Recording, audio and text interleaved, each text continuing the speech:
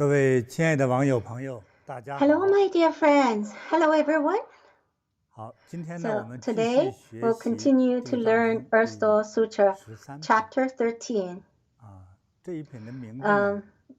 So Chapter 13 is Entrusting Humans and Heavenly Beings. What does entrusting means?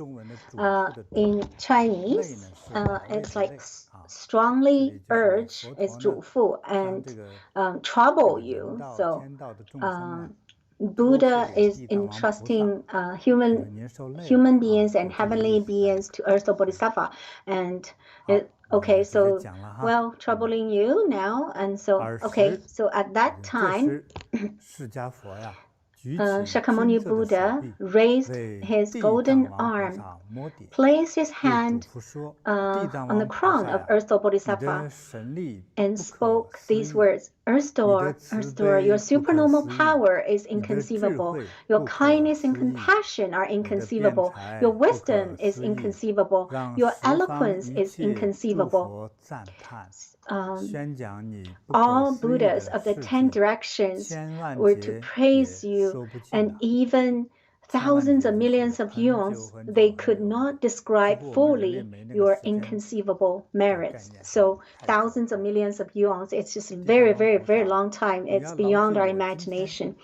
So Earth Store, remember that today in the Trimsa heaven, in this great assembly of hundreds of thousands of millions of inexpressible number of Buddhas, Bodhisattvas, 8 legends of heavenly beings and dragon-like beings, I once again entrust to you humans, heavenly beings, and other beings who have not yet left the 3 realms, who are still in this burning house, which means they have not liberated it. Do not allow these sentient beings to fall into the evil realms even for a single day and night, much less fall into the hell of 5-fold incessant suffering, or the Avisi hell, where they would pass through thousands of millions of eons without a time of release. So Buddha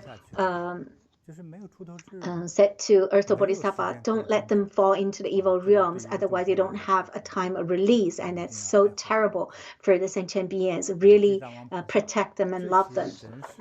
And Earth Store, the sentient beings of Earth, of the human realm, they have irresolute aspirations and natures. So most of them are accustomed to evil. They're more interested to do evil things or bad things. They're just attracted to those things. Even if they resolve to be virtuous soon, they will regress back. And so they just had a little bit virtuous, kind heart, and they regress. But if they encounter evil karmic connections, their maliciousness increases thought upon thought. So strange. So for this reason, I transform into hundreds of thousands of millions of manifestations to guide them across to liberation in accordance with their foundations and natures. Earth Store, I now earnestly entrust heavenly beings, humans, and the multitudes of beings to you.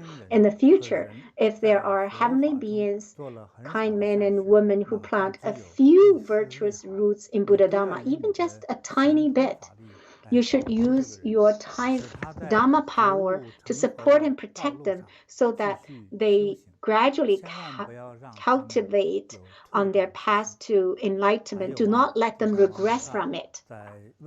Furthermore, Earth Store, in the future, there may be heavenly beings or humans who fall into the evil realms to undergo their past karmic effects. And so when on the verge of falling into these evil realms, or when approaching the entrance of these evil realms, if these sentient beings can chant a Buddha's name, a Bodhisattva's name, or a sentence or a verse from the Mahayana Sutras, you should use your supernormal power to rescue these beings skillfully.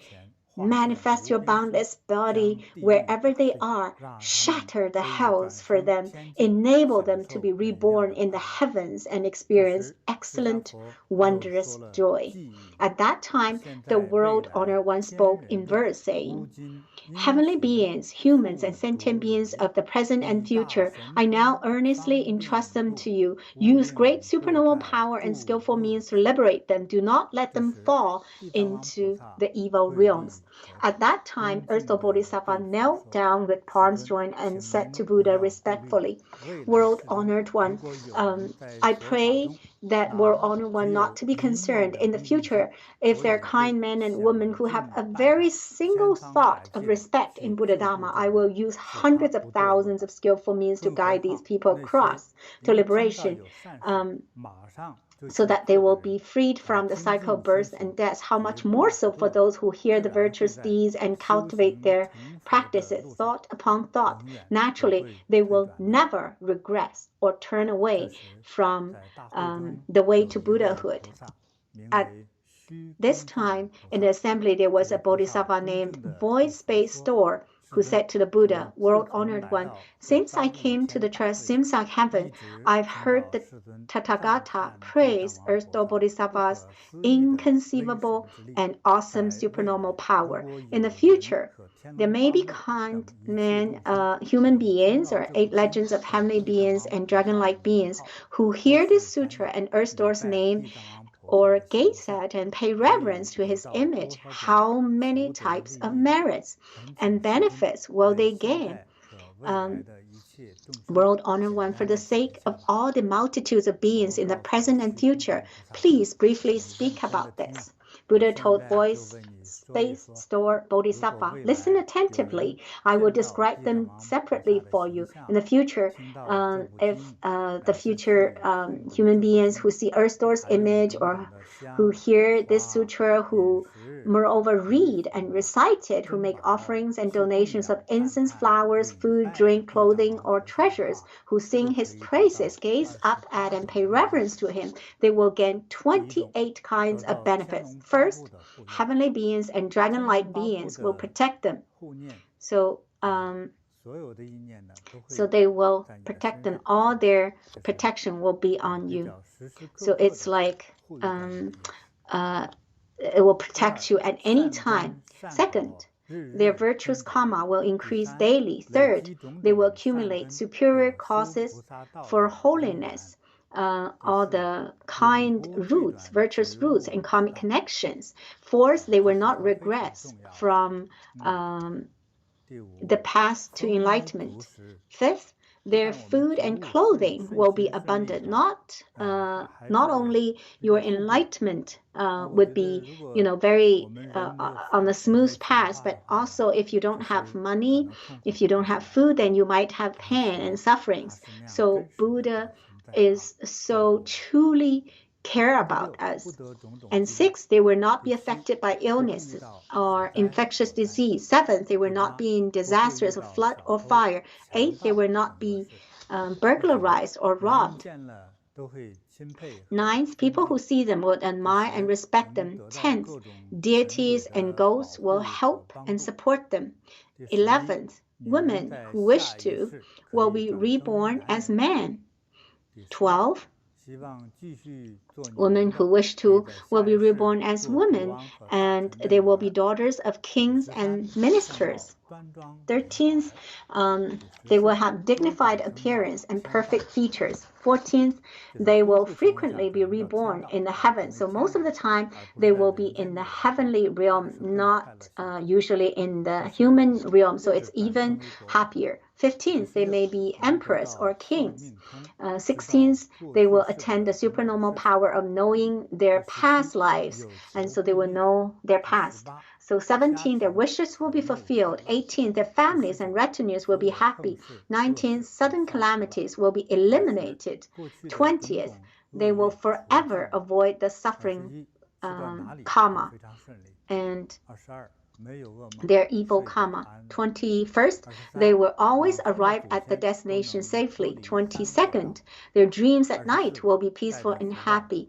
23rd, their deceased relatives will leave suffering behind. 24th, they will be reborn on the strength of their past merit. 25th, holy ones will praise them. 26th, they will be intelligent and have keen faculties. 27th, their hearts will be replete with kindness and compassion.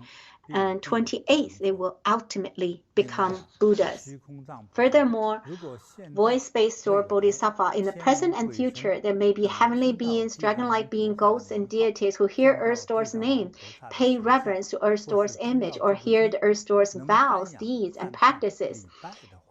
If these beings sing his praises, gaze respectfully, and pay reverence to him, they will gain 7 kinds of benefits. First, they will quickly ascend the stages of holiness or attain liberation quickly. Second, their evil karma will be extinguished and eliminated. Third, many Buddhas will protect them and be near them. Fourth, they will never regress from Bodhi and from the path to enlightenment. Fifth, their innate abilities will increase. Sixth, they will know their past lives and have the supernormal power. Seventh, they will ultimately become Buddhas. At that time, after hearing Shakyamuni Buddha praising and expounding all of Earth Store Bodhisattva's great, awesome supernormal powers and inconceivable merits and virtues, all of the attendees from the 10 directions, including all of the inexpressibly numbers of Buddhas, Tathagatas, Bodhisattva, Mahasattvas, and the 8 legends of heavenly beings and dragon-like beings, marveled, exclaiming that there had never been anything like that at that time. Immeasurable amounts of incense, flowers, heavenly clothing, and jeweled ornaments rained down in the Trimsa heaven as offerings to Shakyamuni Buddha and Earth Store Bodhisattva. So they are very happy after the entire assembly again paid reverence, joined their palms, and withdrew. So now the whole Earth Store Bodhisattva's Vow Sutra is complete. So, hello, Grandmaster. When at the beginning we hear this chapter, the world honored one raised his golden arm to put on the crown of Earth Store Bodhisattva. So, like Buddhas, like Shakyamuni Buddha or Buddhas Bodhisattvas, their bodies are golden, right? Why?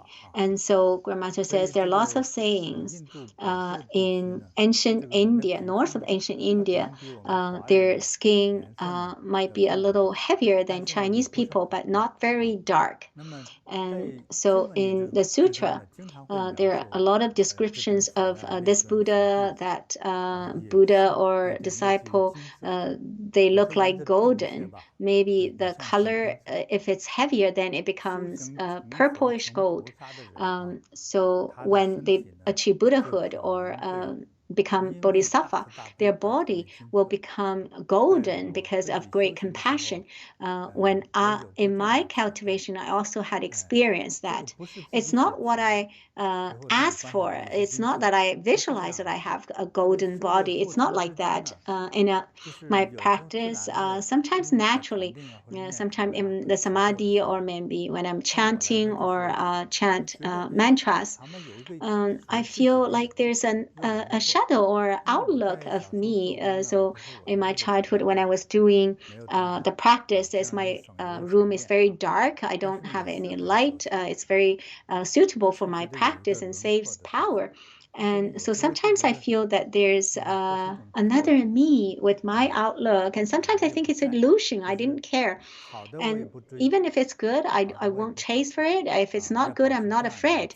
And so we need to have a pure heart to practice, right? And diligently. And after a period of time, this shadow appeared again and has a feeling of golden. And I think, oh, how come this is like a golden shadow? Doesn't matter, continue to practice. After a period of time, then this shadow appear again and even have the facial organs. And it looks like me, but it's not very clear. After a month, these 5 facial organs are really me, but it's even better than me, more generous, more perfect. And anyways, just better. And afterwards, it's confirmed that this is another body of me. You can call this body a golden body or a dharma body. So here, I think this gold, color of gold, should mean Buddha's dharma body. It is a gold. So, Grandmaster, there's another question I'd like to ask. In the sutra, Buddha was entrusting and said, all Buddhas, Bodhisattvas, heavenly beings, and eight legends of heavenly beings and dragon-like beings in the assembly. And I entrust all the human beings, heavenly beings, and all sentient beings who have not been out of, not yet left the three realms, who are still in this burning house. So why do we say that they're still in the burning house? So what are the three realms? So in Buddha Dharma, within the six realms, we call the sentient beings of the six realms. Human beings are in the middle. Because we have three other realms under, and above us there's also heavenly beings and also asuras. Do you still remember asura? It's like in between deity and spirits. Heavenly beings, they have formally arrived at the heavenly realms, that kind of advanced beings. And heavenly beings are different from so they have in the heaven, they also have different realms, and they have different lifespans and lifestyles. And after that, there's the humanly realms, and then the animal realms, all these animals, and then it's the ghost realm. After that, it's the deeper hell. So the inner hell is to punish. And the ghost realm is what we call the underworld or the netherworld, and it's after death that you haven't been judged. And so ordinary lives, when they die, they're like wandering there in the ghost realm. In the hell, they have already been judged. So you have offenses, especially heavy and severe offenses, so will be punished. And so in the six realms, they're also divided into three realms. So we have this concept of three realms and six realms. The highest realm of the three realms is formless realm. They don't have form. They don't have the material, physical form. And so they have some desire, but very, very few, almost no desire. And the second realm is the form realm. They have, the form, they have the life and prosperity. They are even more prosperous than the kings. And the next is the desire realm. Trastrimsa is among the desire realms. They have desires. It doesn't mean that having desire is the lowest. Compared to human beings, they are much higher. And you can see, those fairies and heavenly deities, they're definitely much more powerful than human beings. So there's the formless realm, form realm, and desire realm. Is the three realms in the Buddhism. That's what they call. So three realms is about the same as the six realms.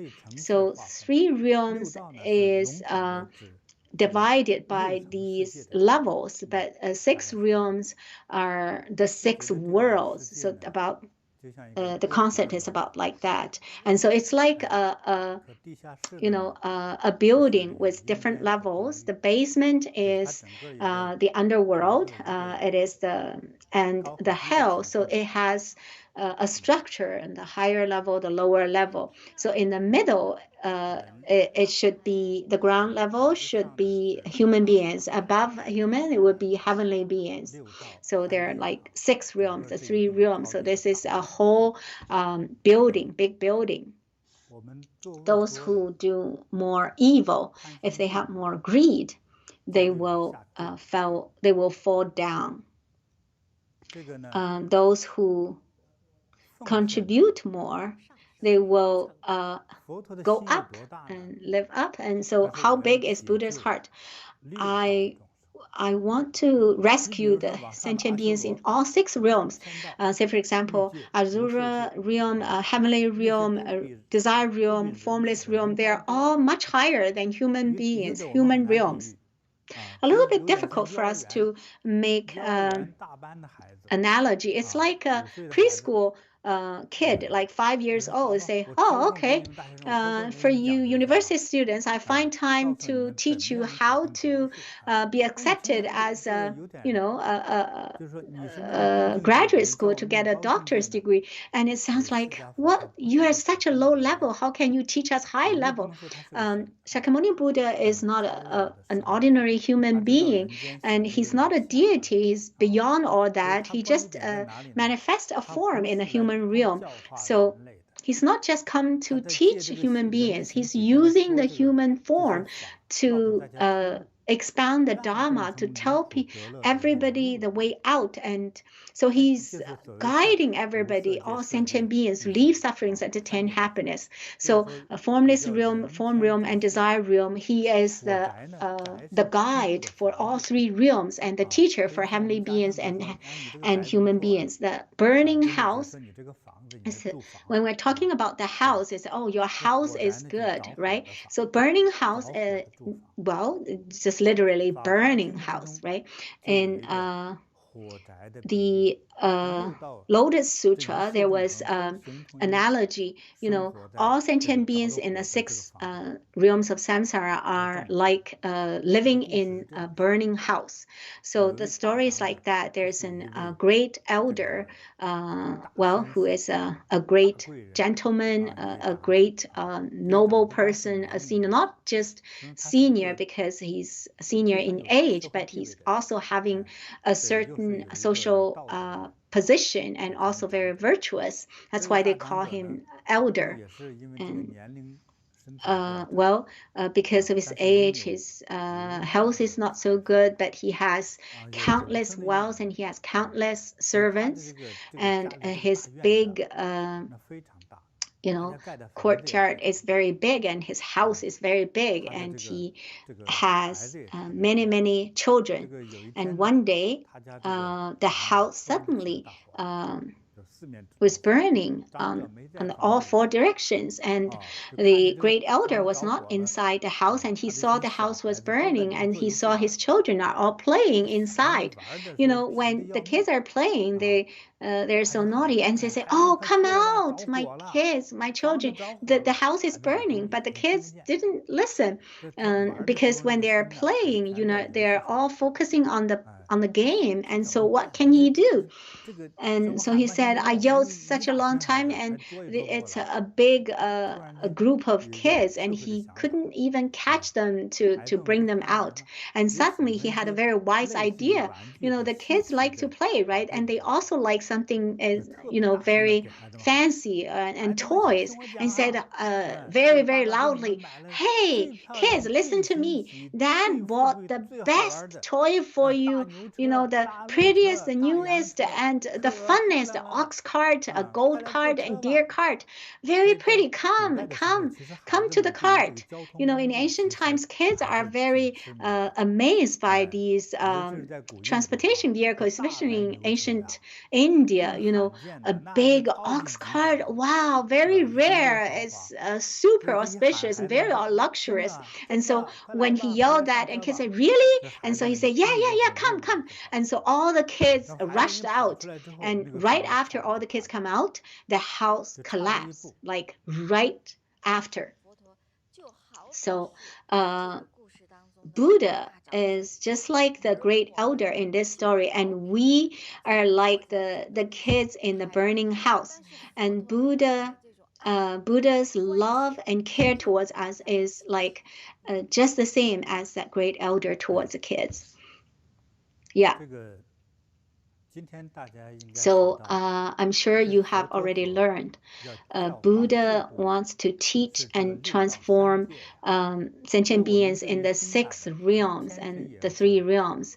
And we're very surprised. Even heavenly deities need to be rescued. Yes, because they have desires, and then they will have greed, and then they will have conflicts and fight.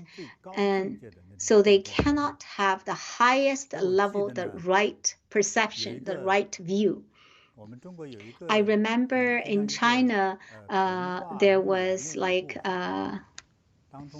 a fairy tale or a story. So there was a very rich merchant. He did business, somewhere outside his hometown. In ancient China, they have those copper coins, and the copper coins are for like doing grocery. If you need to buy a house, you need to use silver. A whole chain of copper coin you can only exchange to one silver bar, and a whole bunch of silver bar you can exchange one silver ingot. And so this rich merchant got a lot of silver, and it's very heavy, like hundreds of kilograms, and he's really rich, and he like big bags and big boxes of silver, he put them on the boat, and the ferry boat, when it gets to the middle of the river was very the water was too fast, and the boat is leaking and almost sinking. And so the people, his family members at the other side of the river said, "Oh, threw away those silver." But what did the merchant say? "No, I'm not, do you know, it's not easy. I have an 80-year-old mother. I have a group of kids. I have been poor for so long. I cannot throw them away. Even if I die, I will not throw. And if you don't throw away, then you will be a food for the fish." But he said, "No." So somebody, if you like something that you gain from your work, well, we can understand. If you have money, you don't want to waste them, that's good. That's understandable. This is not fault. But at this time, the boat is in the middle of the river. And at this time, if you threw away the silver, the boat won't sink too fast. Then you will be able to save your life. What do you want, your life or the money? Well, but this person is really loving money so much. Even if he died, he didn't throw away the money. And so he died together with the money. Yeah. So that's why I describe the house as to use the house to describe the 3 realms or 6 realms. The sentient beings, the lower the sentient beings in the lower realms, they are sentient beings with offenses, and especially in the hells, they're not like usually they're not ordinary dead beings, especially the beings in the incessant hells and Avisi cells. They don't have a time of release because they have too much ego, too much selfishness, and too much greed, and therefore they will harm too much. Whoever is close to them will be harmed. So sentient beings who have too much greed, everything that they do actually is harmful, and in his whole life, he harmed many people. The more he harmed, the more debt he would have. So the more selfish they are, then they will harm more. And when they have too much debt, it almost feels like maybe it's like gold that he robbed, right? It's like a piece of gold like tied on his body. If he kill one person, it's say, for example, 5 kilograms of gold. Think about killing 2 people would be 10 kilograms of gold. Well, if you run with 2 kilograms of something, can you run fast? Can you run? Usually harm is not like one single harm, usually more than once, right? And so when you have derisive words, and these are harm too, all kinds of harm. Every harm will put some weight on your body, and that's called karma. Even if you want to remove it, it's not possible. In China, the weight are used by iron. Let's say not a lot of weight, just 100 of them. If you have 100 weights on you, and if you are thrown into the ocean, can you float? The more you harm, the heavier you'll be, and how long would it take to dissolve all these harm, and then you can float? So you know the idea, right? So it includes killing, cheating. A lot of people you know, they take away a lot of seniors' pension and even the money for their funerals. And so this is killing a lot of people. Because of that, they kill themselves. And so these are all offenses. And also laziness. Maybe your parents had money, but you do not get up, you do not work, you do not read. And so you're very lazy. Lazy is also a very big offense or a sin. Why do I say this is offense? On the earth, you have created so much fertilizers, and you eat a lot of good food, and you made your family painful, right? So these are all offenses. You waste your whole life is offense, and you will be put into hell. How many food you have wasted, and so that weight will be tied on you and become the weight. Would you go to hell? See? And so a lot of the behaviors will cause you to go to hell because they all cause the weight, because it's all for your gain, and then it will be tied on you. And kind people, and they say, oh, this person is so poor, I help him. This person is so poor, I help him. I'll use the money to buy clothes and food for you.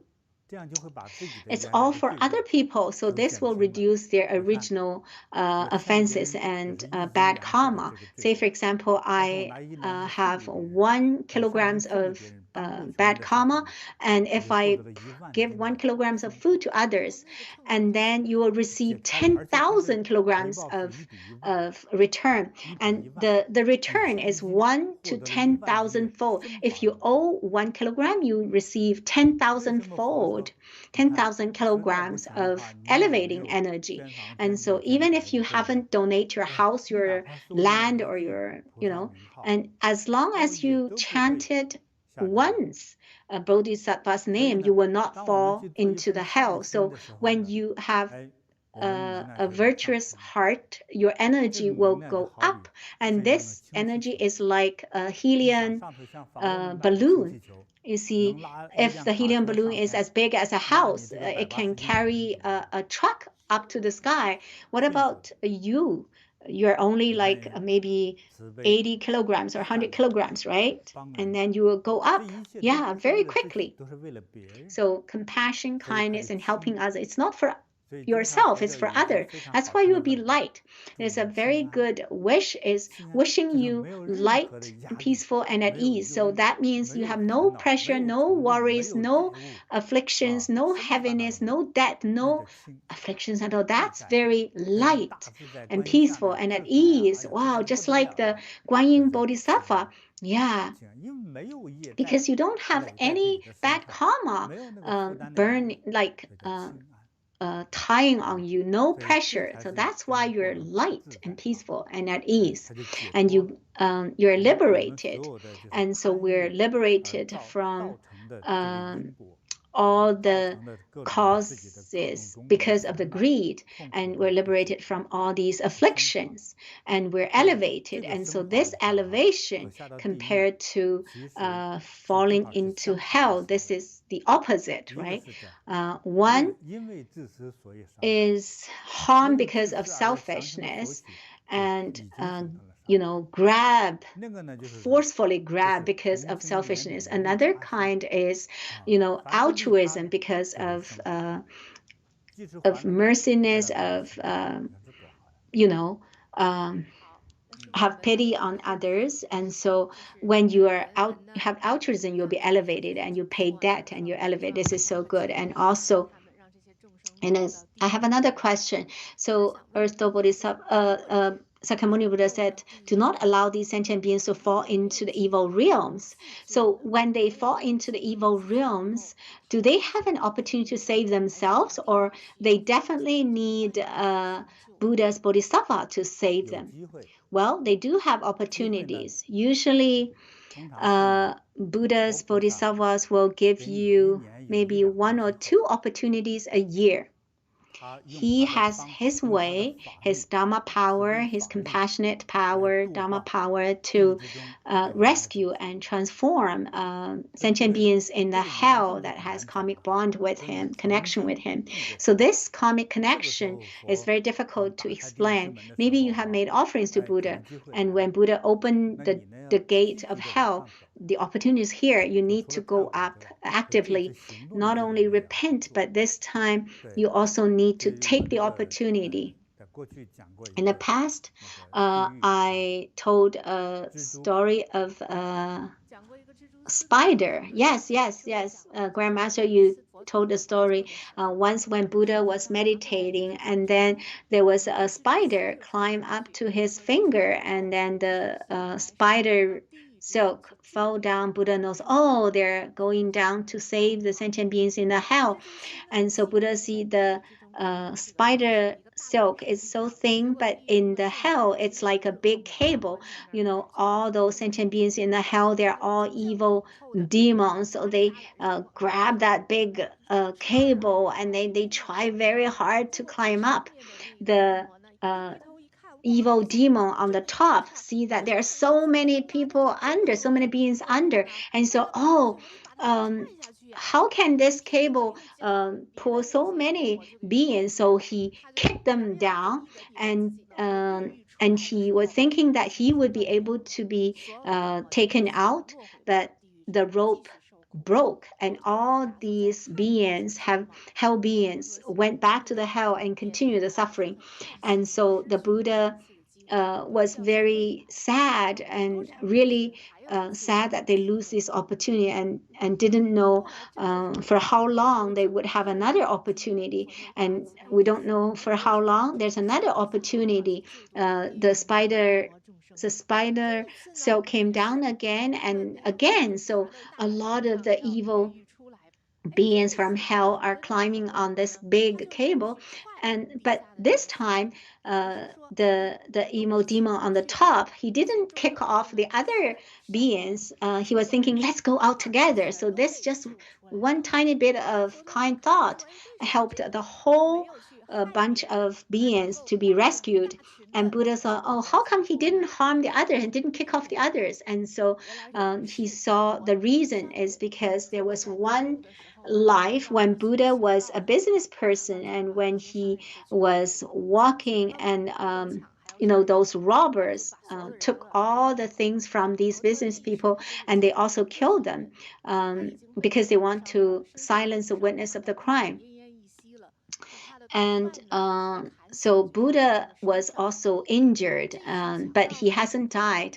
And a lot of his other friends have already been killed. And usually these robbers, they want to kill everyone. So whether they're alive or dead, they will stab them again to make sure that they are dead, so that they can silence the witness of the crime. And so, however, when this robber came to Buddha, the business person who was Buddha in his previous life, he had a little bit mercy, and he thought, oh, whether he's alive or not, I'll just allow him to avoid this stab. And so just this tiny bit of kindness allowed him to be able to be rescued from hell this time. Yeah. When the spider cell came down to rescue them, he actually did came out. So this is a story that Grandmaster, you told us before. So human beings, as a human beings, for us to rescue us completely ourselves is impossible. You are learning from Buddha, and Buddha is the guide and helping us and help us to liberate. So he will point the direction and the way, and if you do it according to what he teaches, then you'll be liberated. If you don't do it and you always do the same as before, then you will continue to suffer, and there will be even sufferings waiting for you. I actually did some research on this, and when Buddha see the truth, maybe when you try to understand it, it would be not so easy. Let me give you some examples that would be easy for you to understand. Say, for example, environment protection and pollution. So ever since the world starting to have machines, almost every factory will have some poisonous air, and let alone the chemical factories. So people who live beside chemical factories, usually their health would be worse. I helped someone. He lived beside a very famous chemical factory, and his whole family worked in that chemical factory. Ever since his mother delivered him, pregnancy was not very easy, and after she was delivered, she was not very healthy, and this daughter had birth defect, and afterwards, when she wants to get pregnant again, it's impossible. So the child, from the physical defect and mental defect, they are very, very obvious. But the women in this factory are all like that. Their children are all like that because of the pollution. But their children are all like that. What about themselves? Would they be harmed? Even the pregnancy is so difficult. So it means that your body actually has carried a lot of chemical pollution and poison, right? It definitely is unhealthy. Why do you still live there and work there? Why? Well, he can go away, but he dare not, because he was afraid of losing the job. If he works there, he would have maybe 1,000, 2,000 yuan, so he can make a living and support the family. If he go out and find a job or create a business, it would be so hard. And so he just think about the short-term benefit and didn't care about his life, and he didn't care about his next generation. And so he just worked in this chemical factory and lived beside there. She actually has been harmed a lot, and will harm 3 to 4 generations. As long as she doesn't leave, it will continue. And her child, the DNA has already changed, right? What about this child get married and have her baby, right? When that child have baby, then that child will not be good, will not be healthy.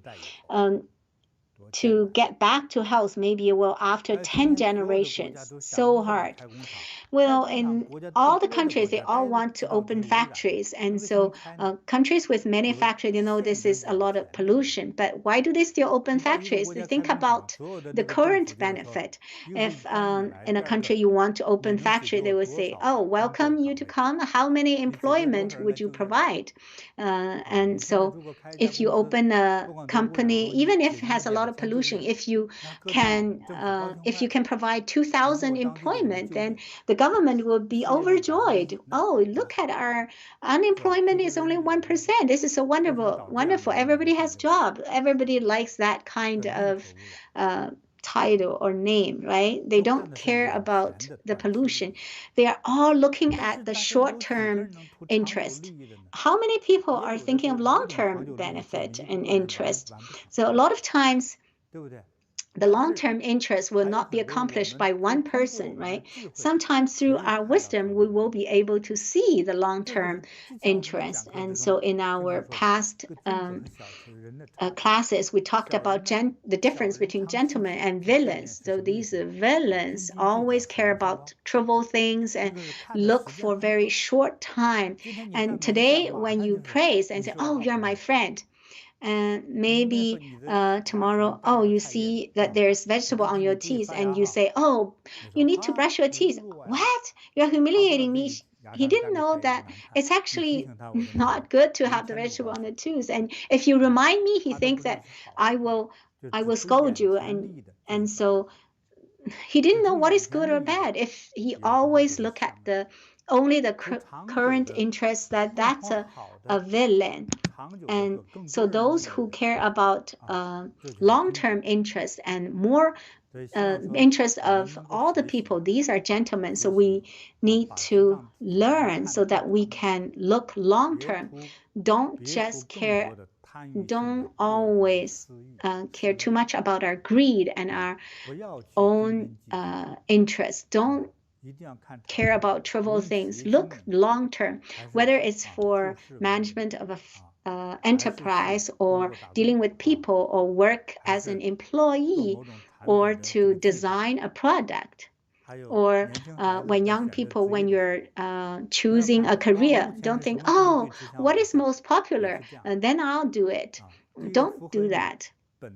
when you choose, you should find something that you have that passion, and also that it will be beneficial for everyone, will bring positive interest to everyone. So you should choose things like that. And this is like long-term views. And then your life will be peaceful, auspicious, and in the future you will not fall into hell. And if you do well, you might even be reborn in the heavenly realms. So, Grandmaster, there's another question in the original sutra. Buddha said to Earth Store Bodhisattva, Earth sentient beings have a resolute aspirations and nature. Most of them are accustomed to evil. How come they are very difficult to learn to be virtuous and easy to learn evil? Yeah, even if they resolve to be virtuous, soon they will regret. That's what is said in the sutra. This is a very heavy question. Let me see how to answer this question from which aspect. Actually, when you're chatting with many people, and sometimes when you're chatting, you think, oh, this person is pretty good, but when do you find that this person is not so good? When you're truly, say, for example, work together, or maybe have some cooperation. So when there's a conflict of interest, when interest is involved, then you will know whether this person is kind or not. Why should I say that? Actually, there are lots of aspects that I can describe this. Why people, so difficult to learn to be virtuous and easy to learn evil and very fast. Evil things, in itself will be very attractive. Say, for example, gambling.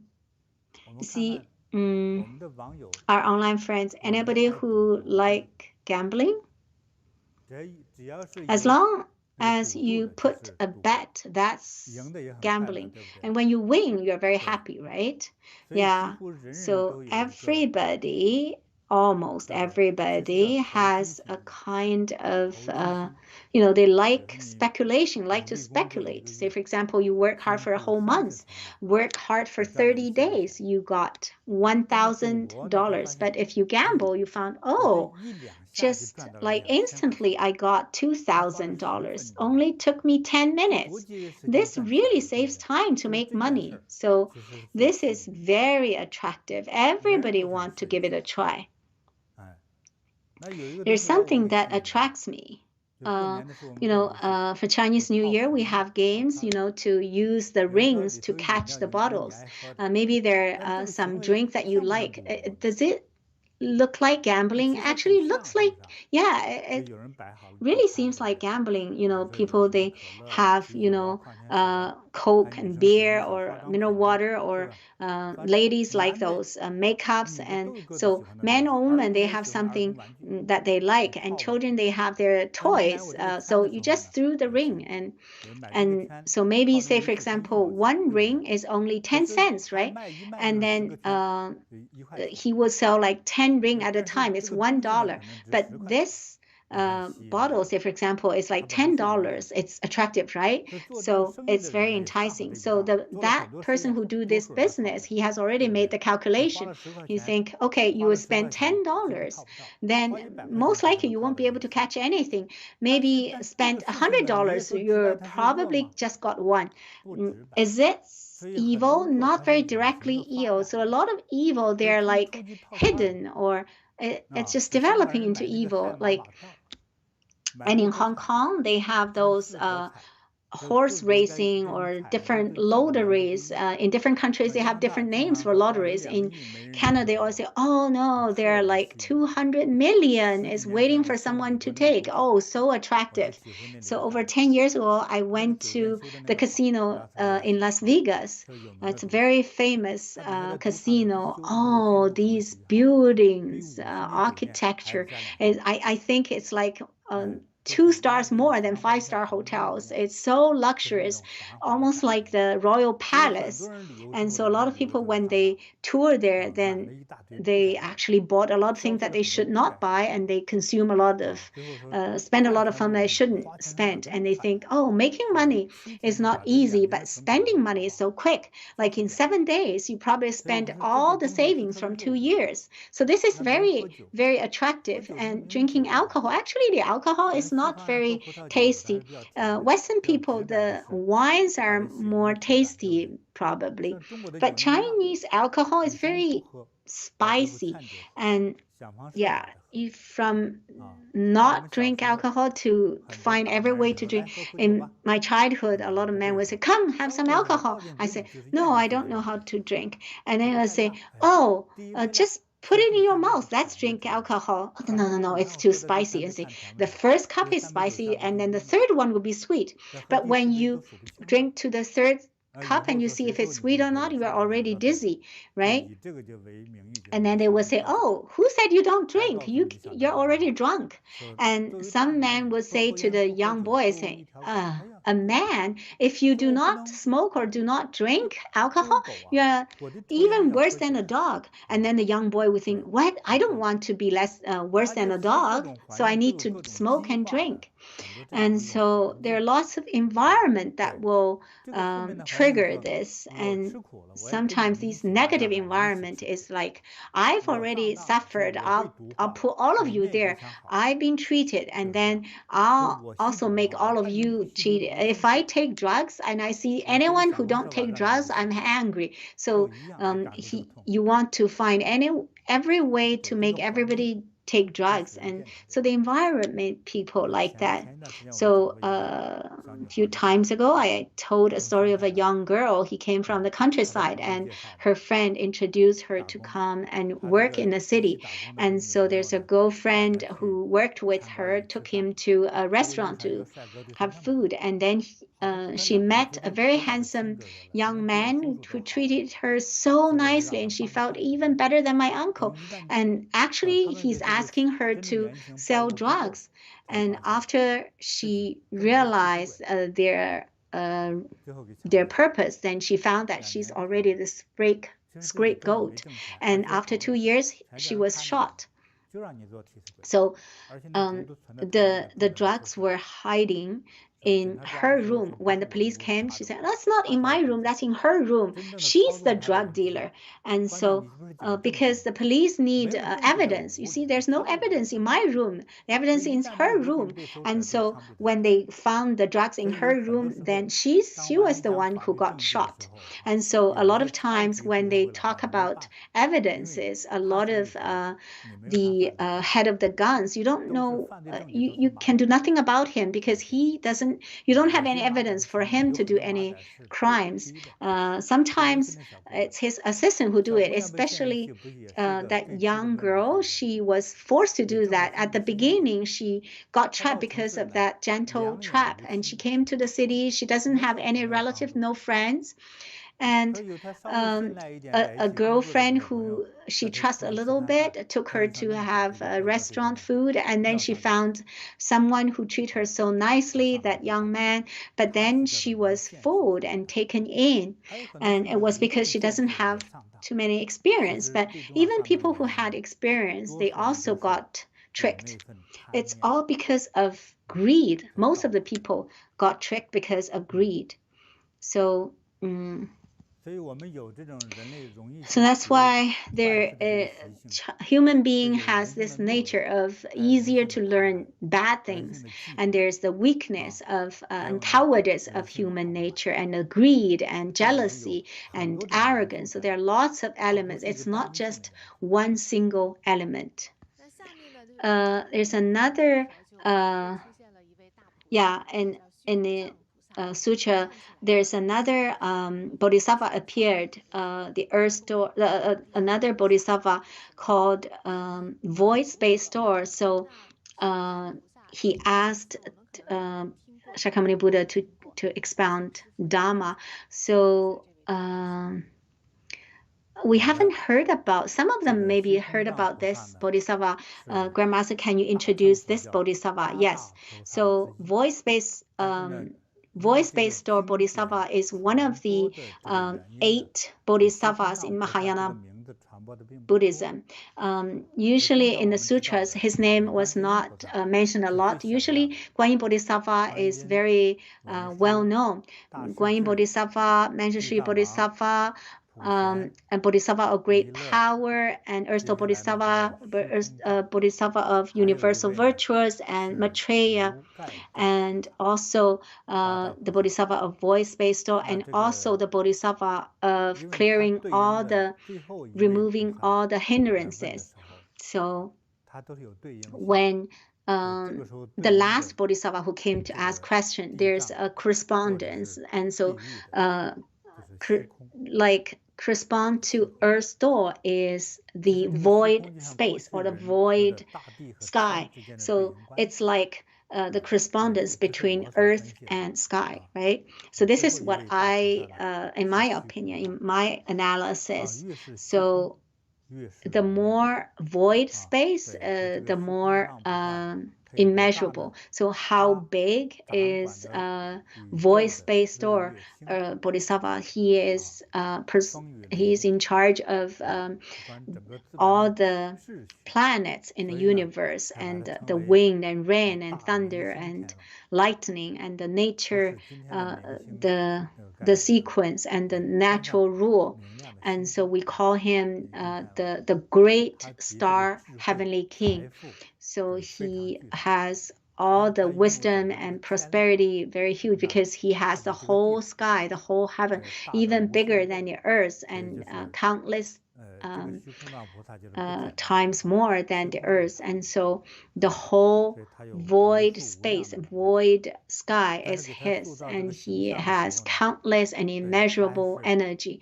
And when we see his image, he firmly believes in Buddhism. He has the crown with 5 Buddhas, and his right hand has a sword with the flame, and the left hand was holding a lotus flower. On the lotus flower, there's the wish-fulfilling pearl. Yeah, so he has huge energy. Yeah, so this is a general introduction of him. And okay, thank you, Grandmaster. Next, we have a small question. When Buddha was talking about making offerings to Earth Store Bodhisattva's image, and we will, I'll read the sutra. We'll have 28 benefits. One of them is to know our past lives. Usually, the supernormal power, we think that we need to get supernormal power in a very meditation, in a samadhi, through very hard training and practice. And so I'd like to ask Grandmaster, so such a benefit, just through making merits, can we achieve such a high supernormal power? I think it's very possible. Human wisdom, including my wisdom, is very limited. I really promote actual practice, the supernormal power of knowing the past. So you will know your future lives and people when they see you, because he knows your past, and then you will know your future. So and knowing the past and future, there's a difference in the degree. When receiving the supernormal power of liberation from samsara, you will probably know the past 500 lives and 500 lives after. And so, and then you will know also predict things and the direction of the fate. But this is not the highest or the biggest. Before, I thought that this kind of supernormal power, you need to get it through practice. practice. But after some years, I noticed that some people are born with it.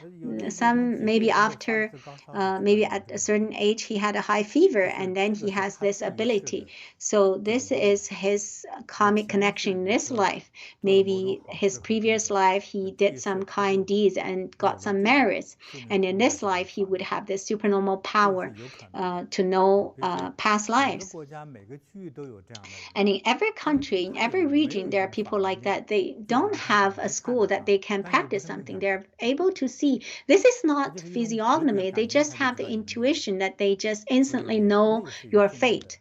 So this is like very similar to this supernormal power, knowing one's past lives.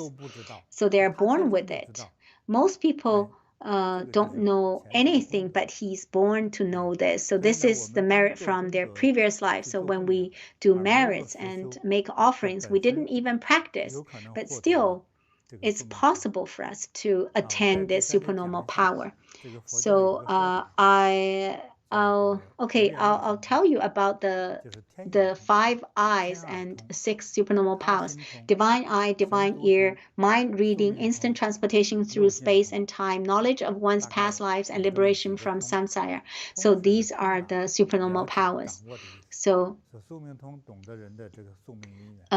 when knowing about past lives, and so mind reading is that what you think I will know, and yeah, so instant transportation, almost like flying. He's not walking with feet, he's like flying. I know a lot of people have divine eyes or divine ears. A lot of people, they close their eyes to look at the world and see your family situation, how many people in your family, or even your future lives.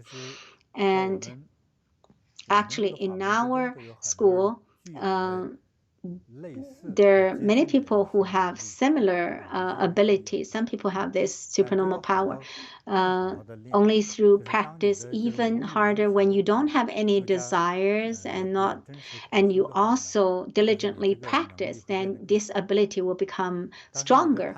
But if you have more greed, then this ability will be weaker or even disappear.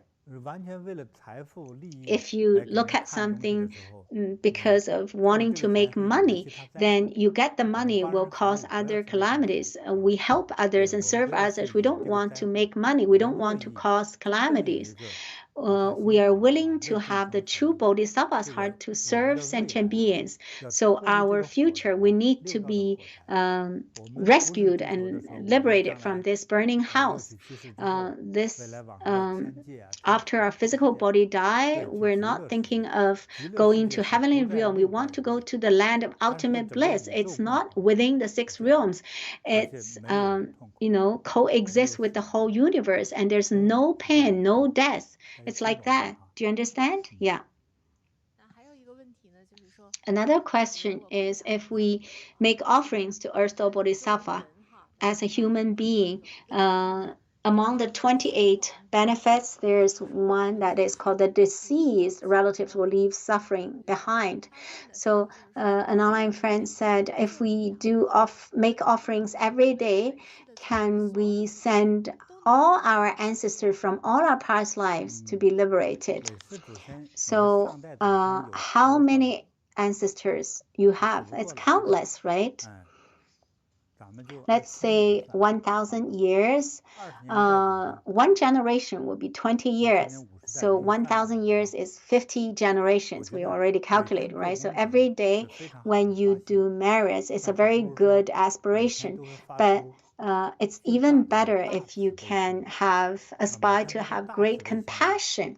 So this great compassion, the great will cover all your ancestors, all human beings, and all beings. It's just like Buddha said, within the 6 realms, it's all burning house. We think that heaven and deities are really super, right? Even the 4 heavenly kings are within the category of being rescued. And so he's also one of the lives in the burning house, and they only can live longer, like maybe millions of years or something, and there's still an end.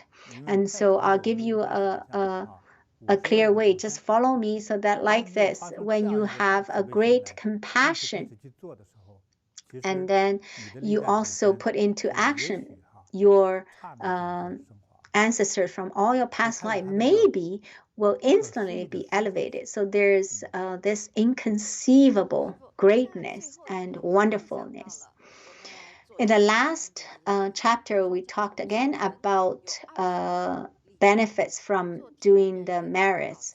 So human beings will receive 28 benefits. Heavenly beings only receive 7 benefits. How come we get more human beings?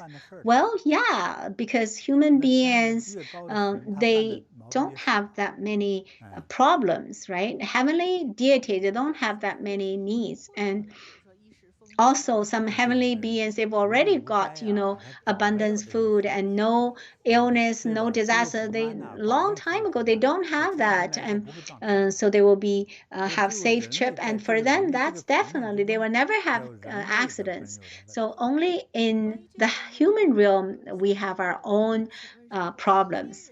So for this question, so heavenly beings, when they cultivate, is it easier and faster for them to have achievement? Yes, just like the song. Human beings all have a restless heart. It's just like in the clock, it's always clicking, clicking until if it stops clicking, then you're done. And heavenly deities, they are not restless. Human heart maybe beat 60, 70 times or 80 times per minute.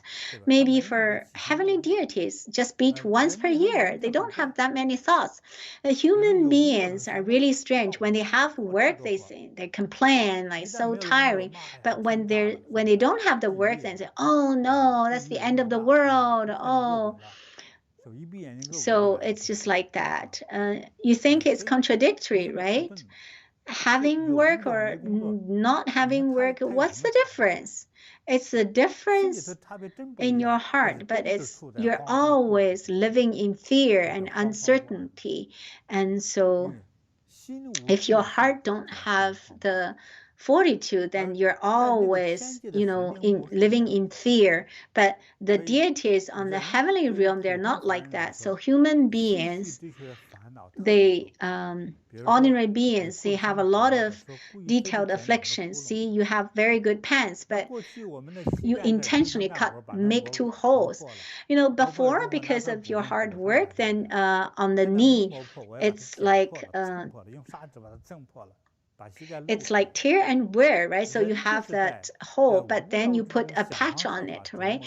And then so you're like torturing yourself. You find ways to torture. You don't have money, then you want to have a complete clothes. When you have money, you want to have a rugged state.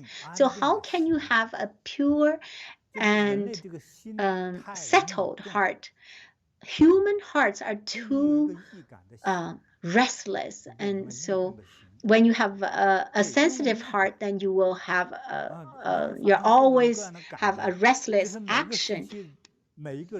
So at different times, everybody so they're chasing for different things. For example, now there are a lot of people smoking, but there are also quite a few now not smoking anymore. And drinking alcohol, and then there's also drugs, lighter ones or more serious ones, and methamphetamine and heroin. So you're always trying every way to satisfy your desires, or you're restless in your heart. The more restless your heart is, it means that your heart is not peaceful and not settled. For young people, if they're restless, I can understand. Even people at 50 years old, they're still very sensitive. And Buddha said you can have 28 benefits. You actually need 82, maybe 882. You just have so many problems. That's why you need so many benefits. To the level of heavenly beings, they just need one to be liberated. That's it. So in this chapter, the Bodhisattva of Earth's void space store, is expounding, is inviting the Dharma teachings, whether human beings or heavenly beings. They make offerings with flowers and food and everything, and we will receive a lot of benefit. Master, you talked a lot. So we only make one offering, then we will receive so many benefits, or we need to do a lot, or we actually need to use Earth Store Bodhisattva Sutra to be our daily guidance. Well, actually, generally speaking, if you do constantly, this would be more solid. In Buddhism, we also talk about be awakened generally, gradually or instantly. And actually, it's gradually is very safe. If you suddenly go up and you suddenly fall, and maybe, very quickly gain something or achieve something, maybe you have a lot of, you're not used to it. Say a peasant uprising, and you suddenly fight into the royal palace and you become the emperor. Maybe within 3 months you'll be killed. You haven't had any experience of leading the royal palace, and you don't have that power and you don't have that energy. And so when you are doing virtuous deeds and cultivate and do merits, I think gradually increase is the best. Gradually elevate is the best. To do one kind deeds a day, even if today I just kindly praise someone, kindly helped someone, I didn't kill the spider in front of our house. And so these are all kind deeds. If you can do one kind deeds daily, this kind of compassionate and long-term soaking in the compassion, so that our compassion, our forgiveness and tolerance and altruism will be much more solid. And so we need to do frequently. And also when we do frequently, helping others and saving others and compassion becomes our habit of life. And this is great. Don't say, oh, today I will donate $2. Come over here, take pictures. So if you're performing like that, this is too fake. Not only you don't have merits, and maybe they even cause offenses, and evil ghosts will find him. It's too fake. In Buddhist sutras, especially Mahayana sutras, Buddhism, in the Lotus Sutra mentioned about the daughter of the Dragon Lord. Before she met Buddha, she had always been a compassionate and kind girl. She had always been helping others and cultivating. She's always been doing that. Only when she met Buddha, she had such joy and reverence, and Buddha reduced the time space and make her achieve Buddhahood instantly. So her merits is already sufficient, and she's already reached a certain height, so that offering this treasure, then she had ultimate achievement. It doesn't mean that she's from hell, she's evil, and then she offers some treasure to Buddha, she can become a Buddha. She has the foundation, the foundation of compassion already. And thank you, Grandmaster. While we're teaching this Earth Store Bodhisattva Sutra, everybody had the opportunity to purchase Earth Store Bodhisattva's Tanka.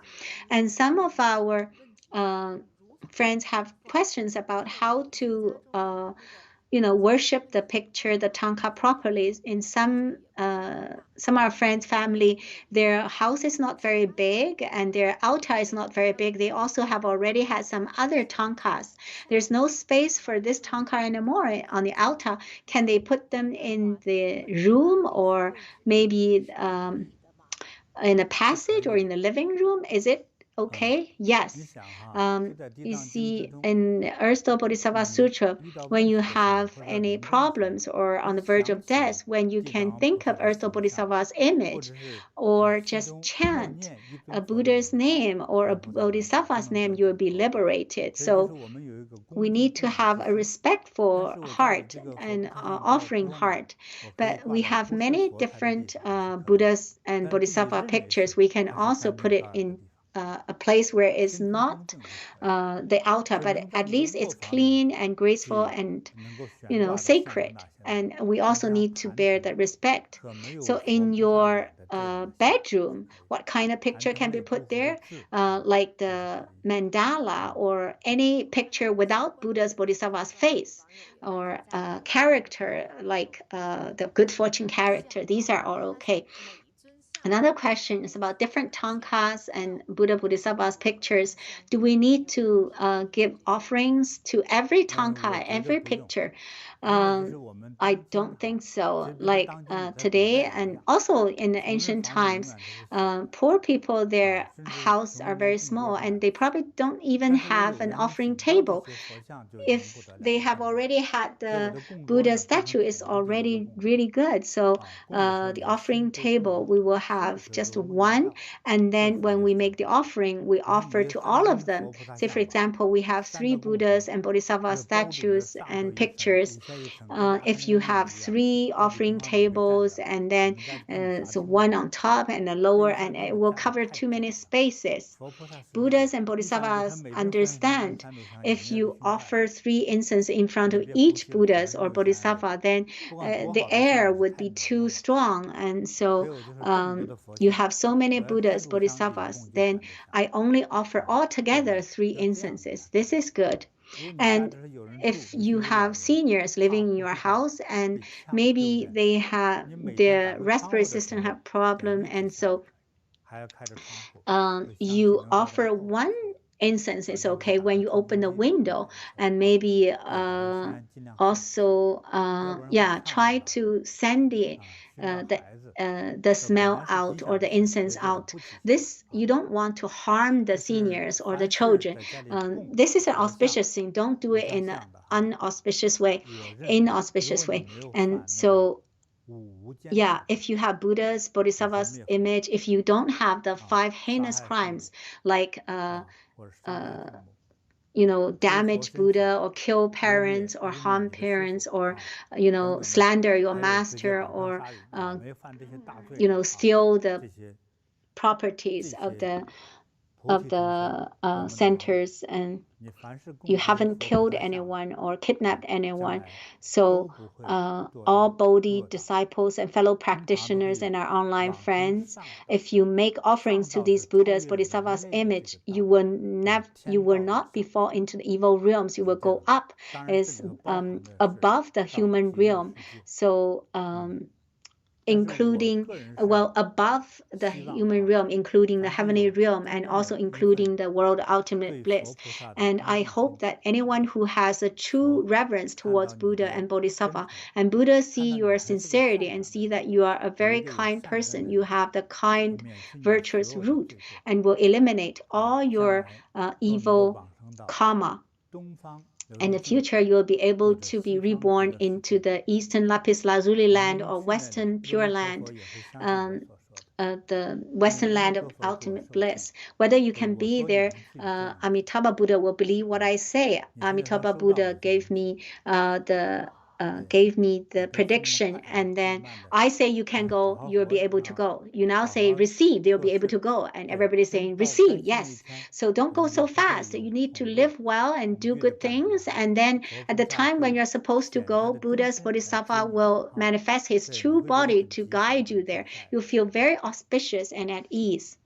So any friends who listen to this class, because of listening to the teaching of this sutra, the merits from listening to this teaching, you will receive the benefits in the human world. So first of all, auspiciousness and wish fulfillment, no sudden calamities and events.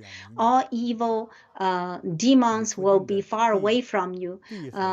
The earth deities, ghosts, and deities will protect you. And also the great deities in the medicine Buddha's world and Dharma protectors will protect you. And if you have the sincerity to believe medicine Buddhas, then you will receive also the protection from the 12 heavenly generals of medicine Buddha. Now, Buddhas and Buddhas, they are all connected. We talked about Earth Store Bodhisattva. He is connected with medicine Buddha and Shakyamuni Buddha as long as we have that sincerity. And if we have done any wrong things and any,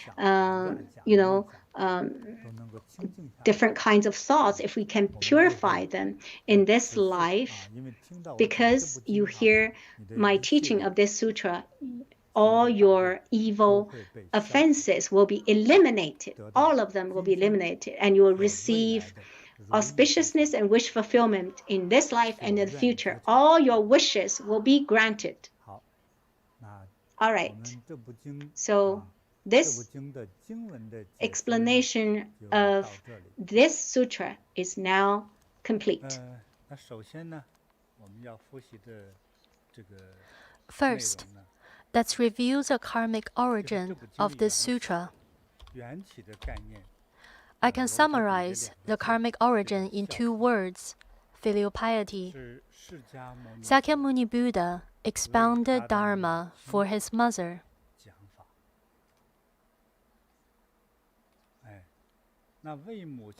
He wished that his mother could rise above the Triyastrimsa heaven and transcend the 6 realms of samsara. This is great filial piety. A genuine filial piety would want to help your parents to attain the ultimate attainment. This is the utmost filial piety. If you simply fulfill your parents' desires, like give them their favorite food, it's only taking care of their life. Of course, taking care of their life is important too. Furthermore, in 2 of Earth Store Bodhisattva's past lives, his mother fell into the hell of incessant suffering, and she had no prospect of being released.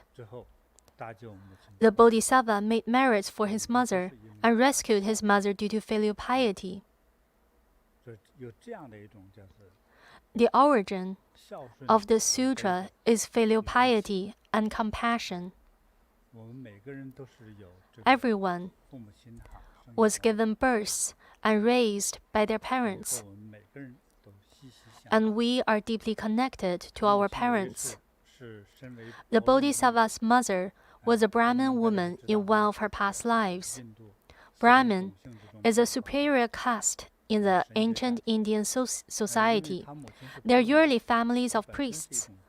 Although the Bodhisattva's mother was a Brahmin and came from a religious family, she didn't believe in Buddhas, Bodhisattvas, and the 3 jewels. Furthermore, she slandered them. Thus, after her death, she fell into an evil realm, into the hell of incessant suffering. In that life, Earth Store Bodhisattva was an ordinary woman. Because she truly loved her mother very much, she wanted to know where her mother was reborn to. If it weren't true love, she would only be filial while her mother was alive. Many people's sense of filial piety is whether their parents were taken to see doctors, were given food and clothing. They wouldn't care about whether their parents were reborn into heaven or hell. Most people are filial in this sense. However, Earth Store Bodhisattva, he was different. He wondered, where is my mom after her rebirth? He wanted to know the truth. In that past life, when she was a woman, she sold her home, built monasteries, and made great offerings to accumulate merits and virtues. She sincerely prayed in front of the image of awakening blossom Samadhi Master King Tathagata and wanted to know where her mother had reborn to. Then she went to hell in her meditation and met poisonless Ghost King. The Ghost King informed her that due to the merits and virtues of her offering, her mother had been reborn into the heaven realm. Because making offerings and dedicating merits and virtues are powerful. Then the Brahmin woman was deeply touched, and she made an advanced vow. She vowed to liberate sentient beings in the unlimited future. In another life, the Bodhisattva was a woman named Bright Eyes. After Bright Eyes' mother passed away, she made offerings of food to an arhat. The arhat saw Bright Eyes' mother was suffering in hell. She suffered in hell because she indulged in eating fish, crabs, shrimps, and other seafoods. Most interestingly, she often enjoyed consuming the eggs of these sea animals. Then she fell into hell. Her filial daughter tried to rescue her by sculpting and painting images of pure lotus eye Tathagata.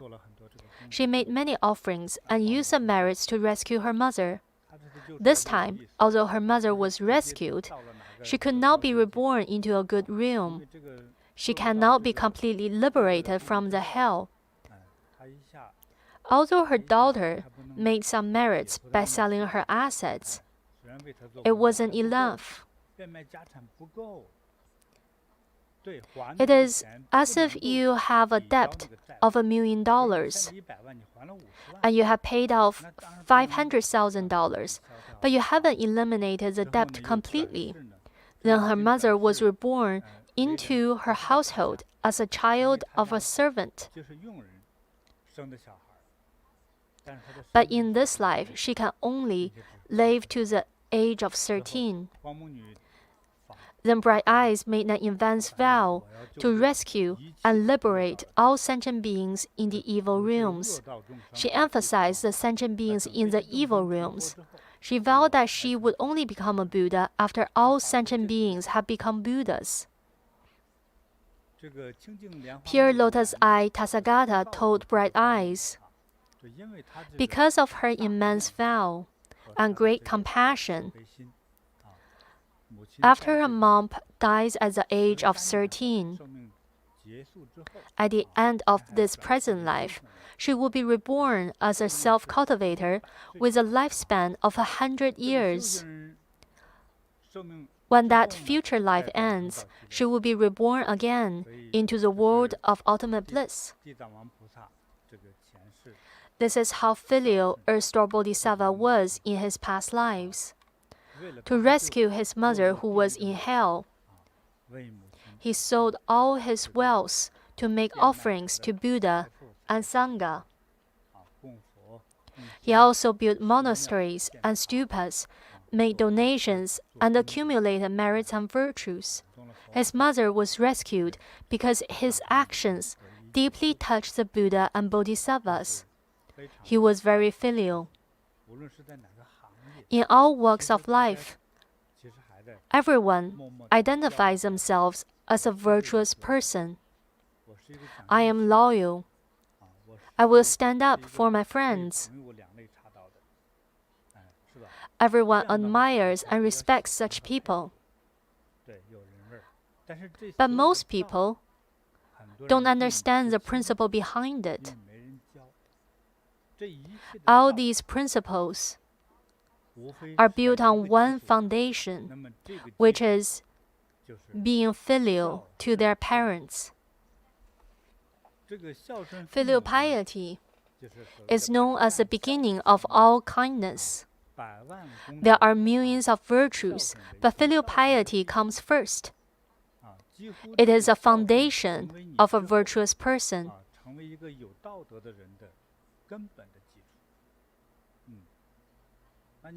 Say that someone is influential in the society, supporting his friends, and assisting other people.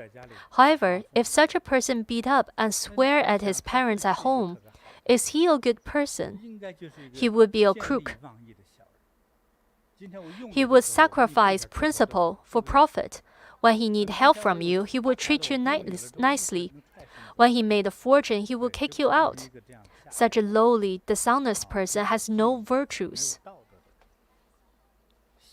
The concept of filial piety is that we use a truly grateful heart to take care of our parents who give us life and raised us. It is a basic and reasonable practice. It is an extremely important virtue. The second important principle is called karma. Simply put, kindness creates kind karmic effects. Evil creates evil karmic effects. This is the principle of cause and effect. Of course, some of our actions are neither kind nor evil. Buddhas, Bodhisattvas, and Ghost Kings educate us that we will suffer from evil karmic effects from doing bad deeds, and we will benefit from kind karmic effects from doing kind deeds. I must tell everyone about the wrongdoings that lead to the punishments in the hell of incessant sufferings. Let's learn about these severe crimes. Even if you hadn't fallen into that hell, people who had committed such crimes would suffer from physical and mental punishments in the human world. The foremost crime is the killing of one's parents or being unfilial.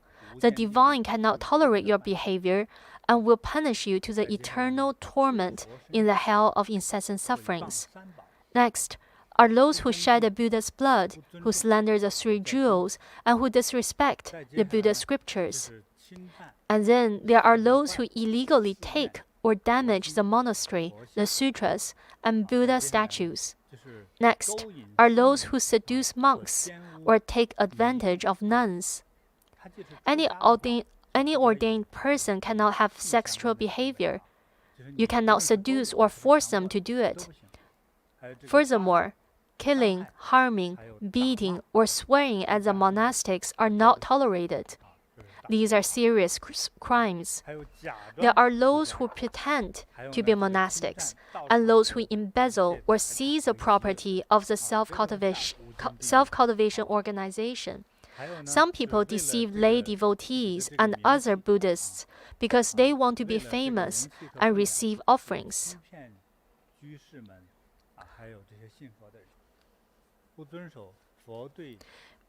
Bhikshus are fully ordained male monastics in Buddhism. They have renounced family and pleasurable life. Bhikshuni are the fully ordained female monastics. If these fully ordained monastics break their precepts, the code of conduct, and practice wrongdoings, they will fall into hell. People might take the offerings that are made to the Buddha and Sangha. It could be money or household items. You might take it by deceiving, stealing, or robbing. If you took it home without telling the manager of that organization, it counts as stealing. There is another situation. Say that you made an offering or donation, but later one day you felt unhappy and you quietly took it back because you would feel ashamed if it was done publicly. Everyone should remember this, since it's the same from ancient times to modern times. You might have made an offering, also known as a donation in today's legal terms. Say that you made a donation in your name. Say it's an offering, donation paying respect to your master, or an offering to the Buddha. Once you made the donation, the item is no longer yours. If you are unhappy one day and secretly took it back, it counts as shedding a Buddha's blood. It's an act of stealing and robbing. Bodhi meditation is an organization of true self-cultivation and has strong blessing energy. You know the apples and water here are blessed and it's beneficial for your health. Can you take it away without permission? No, it's stealing. Not to make it any more severe, this is an act of shedding Buddha's blood. There are other severe karmic effects, such as those who laugh or malign people who make offerings. Say a person makes offerings to the three jewels, the Buddha, the Dharma, and the Sangha. Other people who laugh or slander at them have committed a severe crime. After falling into hell, such people will only reborn into other hells, such as finally leaving the hell of incessant suffering, but only to be reborn in the Avicii hell, or reborn into the eye-digging hell, tongue-plowing hell, tendon-removing hell, or bone-breaking hell. They will suffer many torments in hell without a day of release. There are also people who kill others, such as murderers would also have a short lifespan. Let's look into it. It's not just a short life, but other issues too. Everyone knows about genetic heritage. Your children are similar to you. They're similar to one parent or both of them. Some children have the physical appearance of their father, but the personality of their mom. Your children have your DNA. These bad karmic effects are also passed down in your genes. It's horrible. If a father died at the age of 35, the children who inherited the genes will also have a short life. They will not have longevity. I will not speak about the karmic effects in details. If you want to learn more about it, listen to the last few chapters that I have taught. If you listen to it repeatedly, you can learn it better. We just talked about the bad deeds and the bad karmic effects. Next, let's talk about the kind karmic effects. Some people might see Earth Store Bodhisattva's image, hear his name, praise him, read the Earth Store Sutra, or make offerings to Buddha and Bodhisattvas. The offerings can include offerings of money made to Buddha's organizations. For example, during the construction of a stupa, a person might say, I want to make a contribution. People with a lot of money might say, I'll pay for all the costs of building the stupa. Some people will offer money to gild a statue, or even in terms of sponsorship. Say gilding a statue costs $100,000. A person might put in $8,000. These are great merits. Others might offer treasures, flowers, and food. Some might sculpt or paint images of Earth Store Bodhisattva.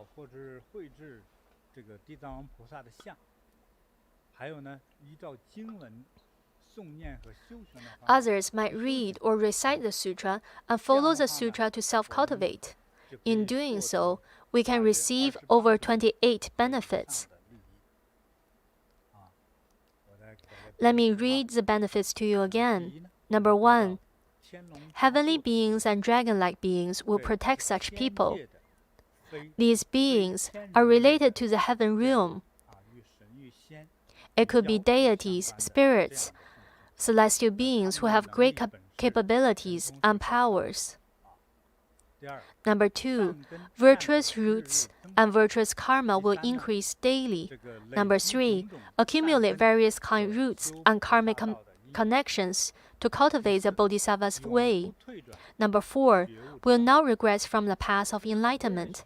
Many people lose their interest after learning Buddhism for a while. Their state of mind and compassionate heart will regress too. However, if you practice these kind deeds, you will not regress. Number 5, have abundant food and clothing. Everyone needs this. It's not easy to have abundant food and clothing, which actually means wealth. Many people are poor for their entire life. Many people would do bad things just to make some money. So self-cultivation can give us the meritorious karma of having abundant food and clothing. Number 6, will not be affected by illness or infectious disease. Number 7, will not be in floods or fires. Number 8, will not be burglarized or robbed. Number 9, be admired and respected by everyone. Number 10, receive help and support from deities and ghosts. Number 11, women who wish to will be reborn as men. Number 12, women who wish to will be reborn as women, and they will be daughters of kings and ministers. Number 13, will have a dignified appearance and perfect features. Many people spend a lot of money to look prettier, for example, weight loss and beauty treatments. They spend more money on cosmetics than they do on food. Number 14, be frequently reborn in the heavens. Number 15, be reborn as emperors or kings. Number 16, will attain the supernormal power of knowing the past lives. Number 17, wishes will be fulfilled. When you pray for something, you will have a good answer or result. Number 18, have a happy and harmonious family. Number 19, eliminate sudden calamities. This is very important. Number 20, all the past wrongdoings are eliminated. Because you have done the good deeds we talked about, you are freed from the karmic effects of wrongdoings, so you will not go to hell and you will have a better future. Number 21, will arrive at your destination safely. Of course, it's because you are an auspicious person. Number 22, will not have nightmares and will sleep peacefully. Number 23, your deceased ancestors will be freed from the 3 evil rooms. When you do good deeds, everyone related to you will benefit too. When you are auspicious, your ancestors will attain liberation. Number 24, be reborn many times with meritorious karma and enjoy peace and happiness. Because you have meritorious karma, you have merits and virtues. You will not be reborn into a bad situation. Number 25, receive praise from the holy beings. Number 26, be wise and intelligent and have keen eyes and ears. Number 27, have great compassion and loving kindness for all suffering sentient beings. Number 28, will be ultimately become Buddhas. This is very important. This is the ultimate liberation, and nothing can surpass this state. Let's talk about the details. There are 2 pivotal points in everyone's life. Earth deities will protect a woman who is about to give birth. Thus, her family should not kill. Instead, they should do kind deeds and accumulate merits and virtues. This way, both the mother and the newborn will be peaceful. These are specific things you can do to thank the earth deity. After a woman gave birth, they become weak and need to replenish their health. Also, to increase breast milk supply, they will kill animals for meat. For example, many people will kill hens. Some people would say that their mother-in-law treated them well because she killed a hen every day. But this is a crime of killing. Also, when the child is 1 month old or 100 days old, many families would invite everyone to celebrate with a feast. But you cannot commit such killings for the birth of a child. Otherwise, both the mother and infant will suffer, because killing is a crime. It will have a negative impact on the children's health and fate, as well as the mother's health and future. There's more we can do. During the first 7 days after a child is born, we can read or recite Earth Store Sutra on behalf of the newborn for 7 days, or chant Earth Store Bodhisattva's name 10,000 times, or chant Earth Store Bodhisattva's Heart Sutra. Then the child will be liberated from the karmic effects of their past wrongdoings. The child will be easy to raise, be peaceful, healthy, happy, and have a long life. This is what we can do for the mother and the newborn. Let's continue to talk about the other end of our life. Since birth, life passes by quickly. When people come to the end of their life, what will happen? Their families and relatives should accumulate merits for their future. First, they will not fall into hell. Second, they will be reborn to a good place or a fortunate family. Thus, the relatives should offer light and read sutras in behalf of the dying person. Make offerings with the dying person's favorite things. It could be money, house, land, or other real estate properties. This is a great offering in terms of money. It can resist and eliminate the dying person's wrongdoing karma, so the dying person will not suffer heavy punishments in places such as the Avicii hell or the hell of incessant sufferings. Also, the dying person should chant themselves. If the relatives can chant on their behalf, make sure the dying person can hear the chanting. Also, when a person is on the verge of death, do not kill or pray to the evil. It would only increase the dying one's evil karma. There's another important point. If a person has passed away, the first 49 days are extremely important. You must make merits and virtues for the deceased. Kind deeds, such as making offerings, reading sutras, offering vegetarian meals to the monastics, repairing monasteries, or sculpting images of Buddhas and Bodhisattvas. Within the first 49 days, the King Yama is looking at your account, examining your merits, virtues, and sins. He is deliberating. He will sentence you after 49 days.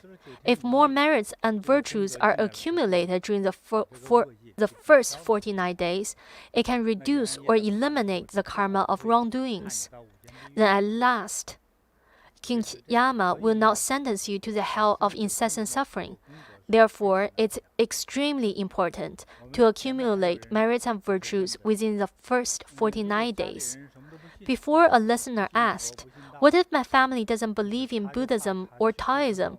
He was afraid that after his death, no one will make merits for him. Many people are in similar situations, and they will worry. As we had discussed previously, you can pave the way for yourself.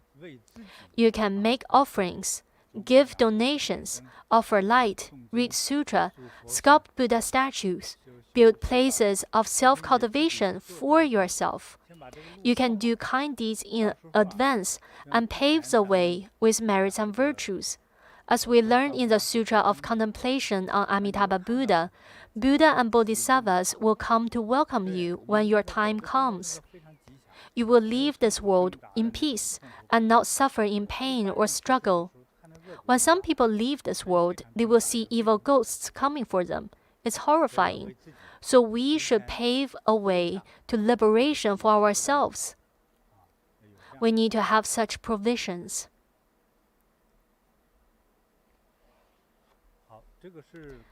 This is another reminder for everyone. Furthermore, it will also benefit people who are unlucky in various ways. Some people say they're unlucky and fails in everything they do. Such people might have many illnesses, disasters, or sudden calamities. Their spouse and children might leave them. When such people see an image of Earth Store Bodhisattva or hear his name, they should be respectful. Respectfully read the sutra or chant his name. Then, their problems and sudden calamities will gradually be eliminated. Their life will be wealthy, peaceful, and happy.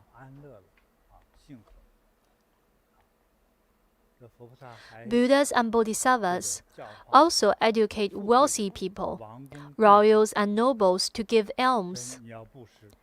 Because these people are powerful and wealthy, they should give alms to the poor. They are also reminded what their mindset should be.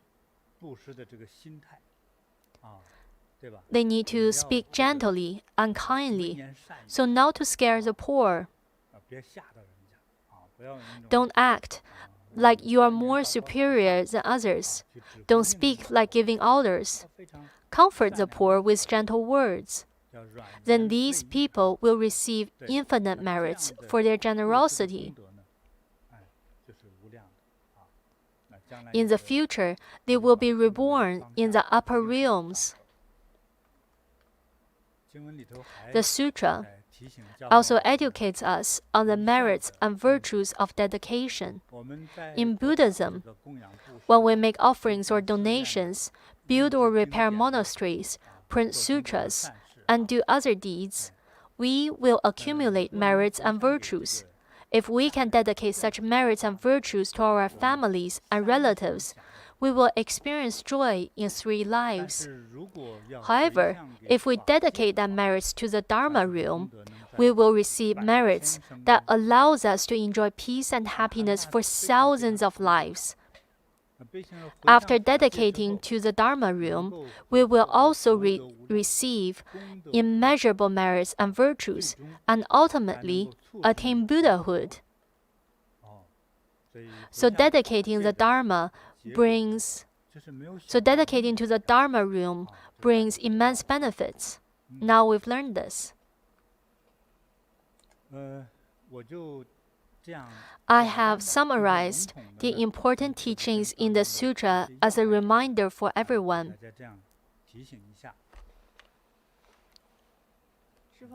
Master, in today's summary, you said that the karmic origin of the sutra is filial piety.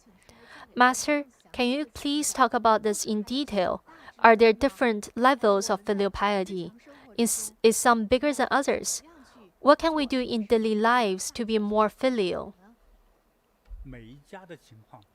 Every family is in a different situation.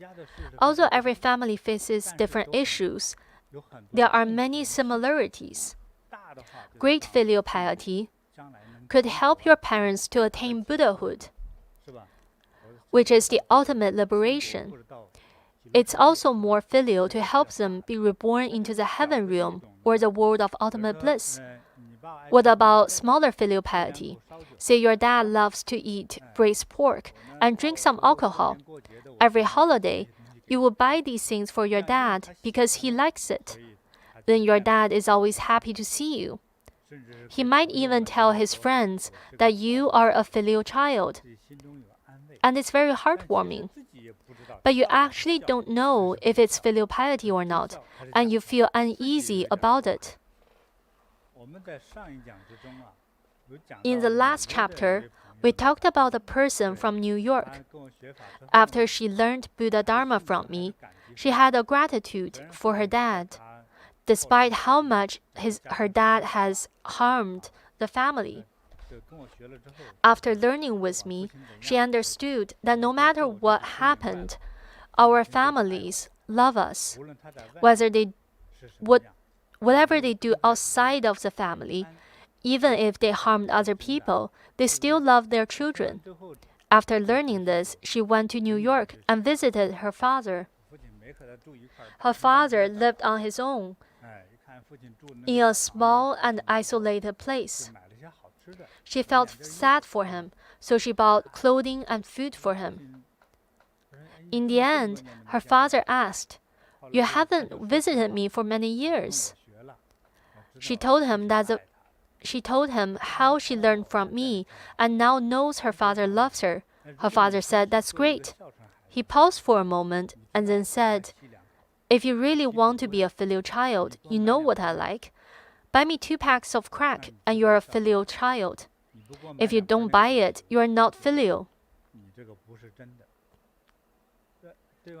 She didn't know what to do, so she asked me, "What should I do? If I don't buy it for him, it's unfilial. I don't want to bear this name." Children don't want their parents to call them unfilial. It gives them a lot of pain. So the lady was afflicted, and she asked me what to do. If I buy it for him, it's a crime and it's not good for him. But if I don't buy it, he says I'm unfilial. What should I do? I said, in your mind, you are deeply grateful for him and you are filial. But your father makes mistakes too. It doesn't mean that he is not an awakened person just because he raised you. Although he loves you, he might not always be correct. We are grateful for his parental love. However, when he makes a bad choice or a mistake in life, you have to stop him as a filial child. You can't let him continue with that mistake and be his accomplice. When you buy 2 packs of drugs for your father, is it helping him or harming him? She said, "Of course it's harmful." I said, "It's harmful. Your father already has an addiction. He's already addicted to this bad habit. Should we pamper their addiction? No. I think you shouldn't be scared of his scolding. Talk to him gently and face him with kindness. You cannot avoid him." Then she only bought food for him and not any drugs. But still, their relationship got improved. She should try to get his father rehab. Her father eventually quit drugs. This is true filial piety, but it is not the biggest filial piety. When you pull your elders and parents back from their wrong paths, you are truly filial. The situation might be common. We need to be filial with wisdom. You can't just tell people about Buddha Dharma and karma. Master, please give us more guidance.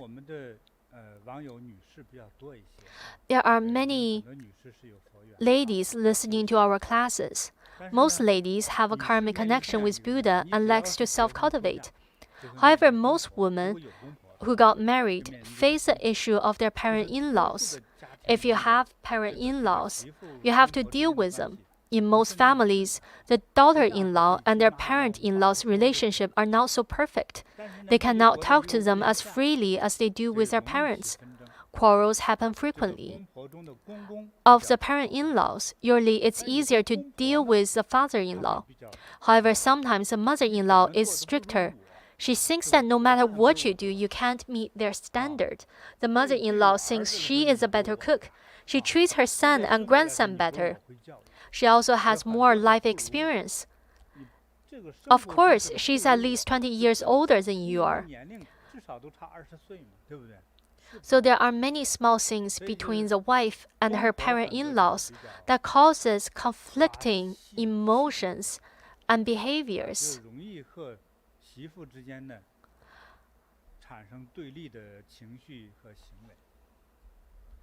Almost every family has to deal with this issue. When the wife cannot influence her parent-in-laws with Buddha Dharma, it's time to mobilize your children, who are the in-laws' grandchildren. When the grandson says something once, it's more effective than the wife said it 100 times. The grandparents can tolerate anything their grandson do. They'll say yes to all their grandson's requests. The grandparents usually don't see mistakes in their grandson. They think their grandson's words are orders that they have to take. So let your husband or grandson say it.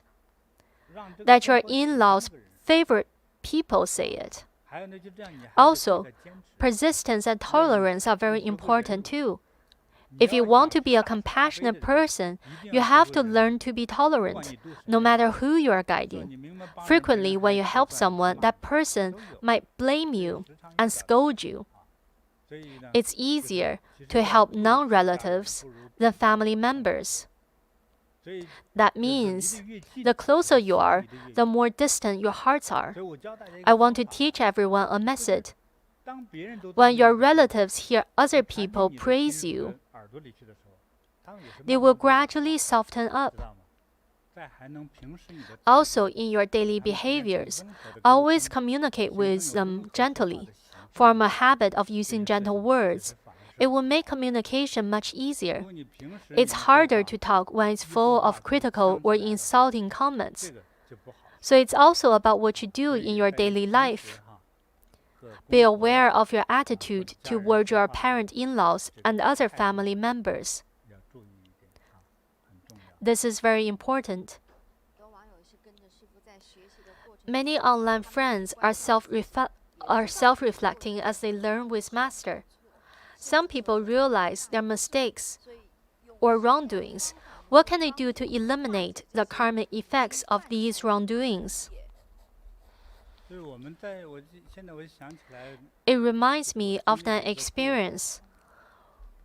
When we were building a meditation center in a country, everyone was making offerings because we need to raise funds and donations to buy and renovate a place. There was a family where the parents sent their son to Bodhi meditation. They want him to help out and make some merits. While the son was here, there was someone who wished to donate some money to build the meditation center. They wanted to donate about $100,000. It was a bit complicated and not as easy as we thought. At the time, the money needs to be transferred to a local personal account. At that time, the organization cannot receive overseas money transfer, so someone needed to help receive the money into their personal accounts. The parents of that family benefited at Bodhi meditation. She couldn't walk, and I gave her blessings. After she can walk, she meditated more and became healthier. Her son didn't make it into a university, and his life was a mess. Because he was doing some bad things, his parents forced him to come to me. They wanted him to learn from me while helping out. At that time, the money was transferred into this young man's bank account. One day he told me, "Master, I received some money. What do you want me to do next?" I said, "Wait for a while. After the organization finished its registration, you can transfer the money to the organization's account." A month later, this young man had gone AWOL. I called his phone number, but the phone was turned off. I asked his parents about him. The parents said they didn't know and wanted to ask me. I said he just left without a word. His parents said, "We don't know where he is." I talked to his parents twice, and they became sterner every time. "Don't call us again." I promised my kid didn't do this. He's not that kind of person. Don't ask me to find him. He went missing and didn't come home. Don't ask us about him again. At that time, I felt uncomfortable. I told his parents,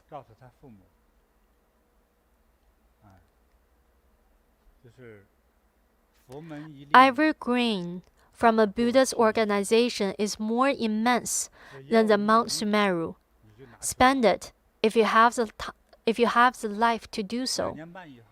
2.5 years later, the police found this young man's body in another part of the country. No one knows how he died. First, I have to declare that I didn't curse him or punish him. I couldn't bear to do it, and I can't allow myself to do that. If he cheated and deceived, it would naturally be resolved by Buddha, Bodhisattvas, and Dharma protectors. Within the heavenly beings and dragon-like beings of the 8 legions, there are deities who are not so kind. If you are evil, they are 100 times more evil and would punish you. So we should learn Buddha Dharma early and learn these principles. We should persist on the right path to be peaceful and safe. What can you do when you make such mistakes? The sutra said, there are 2 solutions. First, repent. Second, take practical action. Make offerings and accumulate merits and virtues. I can sculpt, gild, or paint images of Buddhas and Bodhisattvas. I can also make offerings to the Buddha, Dharma, and Sangha, the 3 jewels. I can also chant, make offerings to Tanka, offer light, offer food, flower, fruits, clothing, and other treasures, offer money and asset. Say you had made a grave mistake. You need to offer more. In simple words, offer more money. For example, if you had cheated $1 million from someone, you cannot keep this money. You have to make offerings with it. Also, don't forget about the interests. Remember, the ratio between kindness and evil is 1 to 10,000. Say that you cheated $1 million. What happened to those who were cheated by you? Did they commit suicide? Did their family develop mental illness? I've seen people who were scammed and then lost their mind. There was a 50-year-old woman in Taiwan. She wanted to move into a bigger house, since her family lived together in a small space. She saved some money so that she could move to a bigger place in Taipei City. But she was scammed. Someone called her and pretended to be from the government. So she told the scammer all her information, and they scammed everything from her. In the end, she lost her mind. Look how harmful it is. It's no different from murder. You should make merits. Simply thinking, I repent, and I will not do it again, is not enough. Stopping means that you will not repeat. However, the damage from your wrongdoing is immense. Thus, you have to donate all the dirty money, and it's still not enough to make up for your wrongdoings. In addition, you have to make merits by working hard, both mentally and physically. Donate the dirty money and then make merits by working hard. Our meditation center has many locations. We provide people opportunities to volunteer, repent, and make merits. When you work here, don't be demanding. Don't forget that you are a wrongdoer. Don't complain that the lunch is not delicious. You need to make merits and virtues. You have to actually do kind deeds. You can't just make amends by thinking. Many years ago, when I was young, I was still with my master. My master helped a 70-year-old man. He had a liver illness, cirrhosis.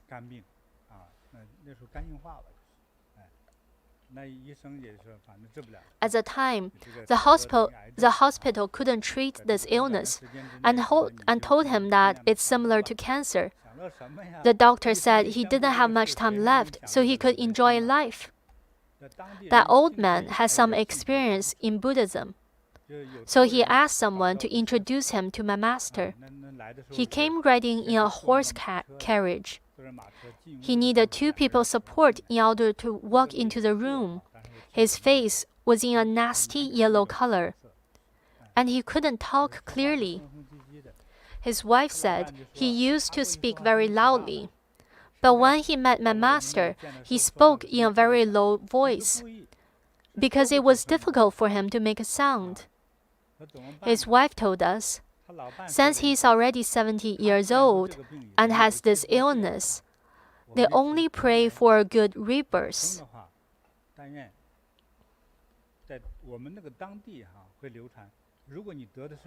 In that region, it is said that mental illness or liver illness are caused by karmas of killing. Many places have similar sayings.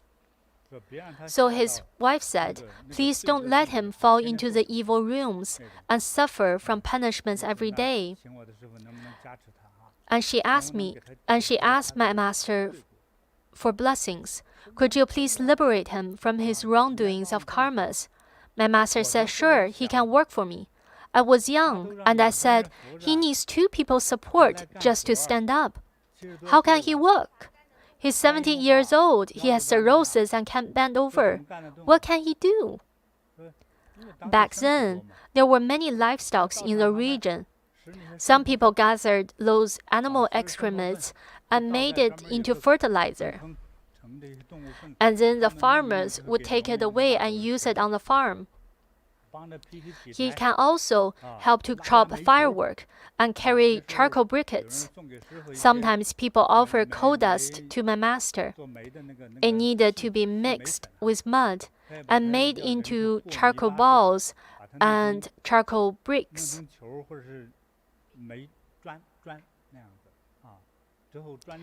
After it's dried, it's broken into smaller pieces to be burned in stoves. My master said, "The person who worked for me left town. Do you want to take his position?" The man said, "I might be too weak." My master then said, "Never mind." Then the man quickly said, "I'll do it. The locals had some Buddhist knowledge." My master said, "But you can't do it with other people holding you up."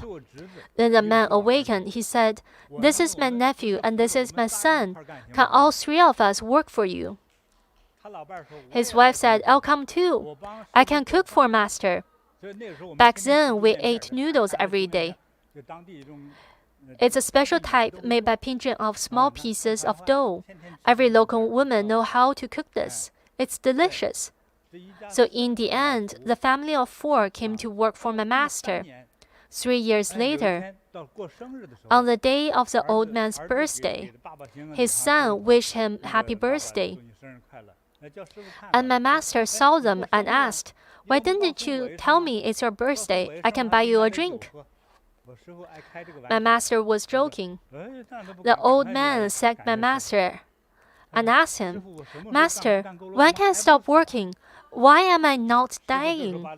My master was unhappy to hear this. He said, "Your job hasn't finished yet. You need to work for me for another 10 years. Think about this. How long has it been?" This old man passed away in 2008. He worked those labor jobs all the time. When people told him to take a rest, he would tell them, "No, I can't. Master said I have to do labor. I won't do anything else." He didn't complain at all. Even after he regained energy, he didn't talk in a loud voice, but spoke gently. This old couple served my master for a long time. The man's wife lived until 97 years old. She often brought her nephew over to help out. Although she had to take care of her family, she came often. Her nephew had many children. His 3 sons went to good universities. The nephew said he didn't have time to look after his child's study and wondered why did they all do so well in school. In Tibetan Buddhism, usually people don't say it's Buddha's protection. They say it's their master's protection. So the nephew said, "Because my master took care of his children, he didn't need to look after him." His children were filial and sensible. We learned that Earth Store Bodhisattva made many great vows in many of his past lives. He vowed to rescue all suffering sentient beings. Earth Store Bodhisattva put it into action and has been realizing his vow. I want to ask Master, for people like us, self-cultivators who have followed Master's teaching for some time, should we make such a grand vow, like Earth Store Bodhisattva, and put it into action? Vows are extremely important in Buddha's self-cultivation. Actually, in our daily lives, there are many naughty children or children who neglect their studies. I found that it's because these children don't have a righteous life goal. Without a life goal, they don't know why they should study or who they are studying for. When you ask them to do something meaningful, they would wonder why should they do it, why aren't other people asked to do it. Also, because of adolescence, they might not want to do anything right. They are attracted to bad things or evil wrongdoings because there are demon kings in this world. We haven't talked about these demon kings yet. The demon kings use many lures to fascinate many adolescent children. These children end up doing things they normally wouldn't do, especially harmful things. And then their life will be ruined. The demon kings are powerful. Their power is attraction. Let's take drinking Chinese distilled spirits as an example. When you drink such Chinese liquor, it burns in your mouth. But it's like eating chili pepper. After a few times, you will want to taste that burning sensation again. Once you are used to the taste, you always want to feel the burning in your mouth. For such stimulating tastes, once you are used to it, you intentionally seek out that stimulation because it's so different from our regular diet. These alcohols are attractive. Such things are planted by the demon king. Some young adults, or even mature adults, will be obsessed with certain things even after they're 25 years old. For example, in North America, there are many casinos. There are 3 licensed casinos here in Vancouver. There's a high percentage of Chinese population here, too. Many people go to casinos, and some are Chinese. Some people are obsessed with gambling because it's so attractive. The demon kings wish more sentient beings to remain in the 6 realms of samsara, so they will rule over more people, and you can never be liberated. The demon king tried to control you. He used different attractive things to entice you, deceive you, and lure you. What can we do to be freed from such attractions? First, you need a goal in life. For example, a regular person might want to be a doctor. I want to be a doctor because my mom is ill and no one can treat her. I wish that when I become a doctor, I can treat this illness for my mother and all mothers. If you have this vow and put it into practice, maybe you will be accepted into medical school after a few years. Then you can become a doctor and save lives. When you have a vow, you take stronger actions. You will not be in a haze. You will find out what subjects you need to study to be accepted into medical school. For example, you might want to become a martial arts expert. You will do research on what are the requirements to learn martial arts from the Shaolin Temple or other masters. You need to have a complete body, all 4 limbs, and you can't be silly. Whether you learn dancing or martial arts, you need to be diligent.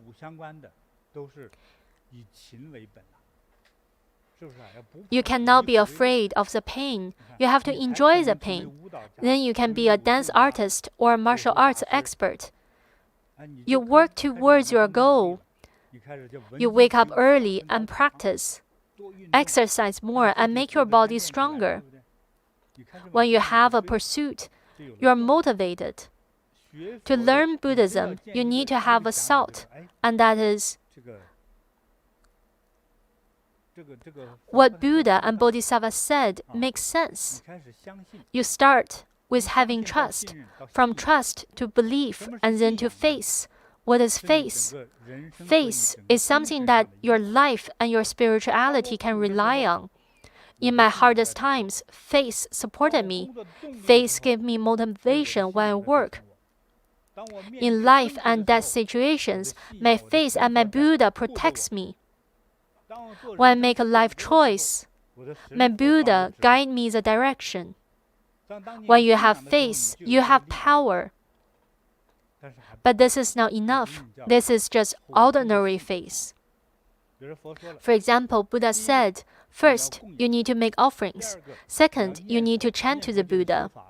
Chanting is a primary practice, and offering is supplementary. Will you follow Buddha's instructions? If you have trust, you will follow this instruction. Follow means you will act in accordance. What if you say, I have profound faith, but I don't do anything? I don't practice, chant, nor make offerings. If you don't do anything the Buddha asks you to do, is it faith? It's definitely not faith.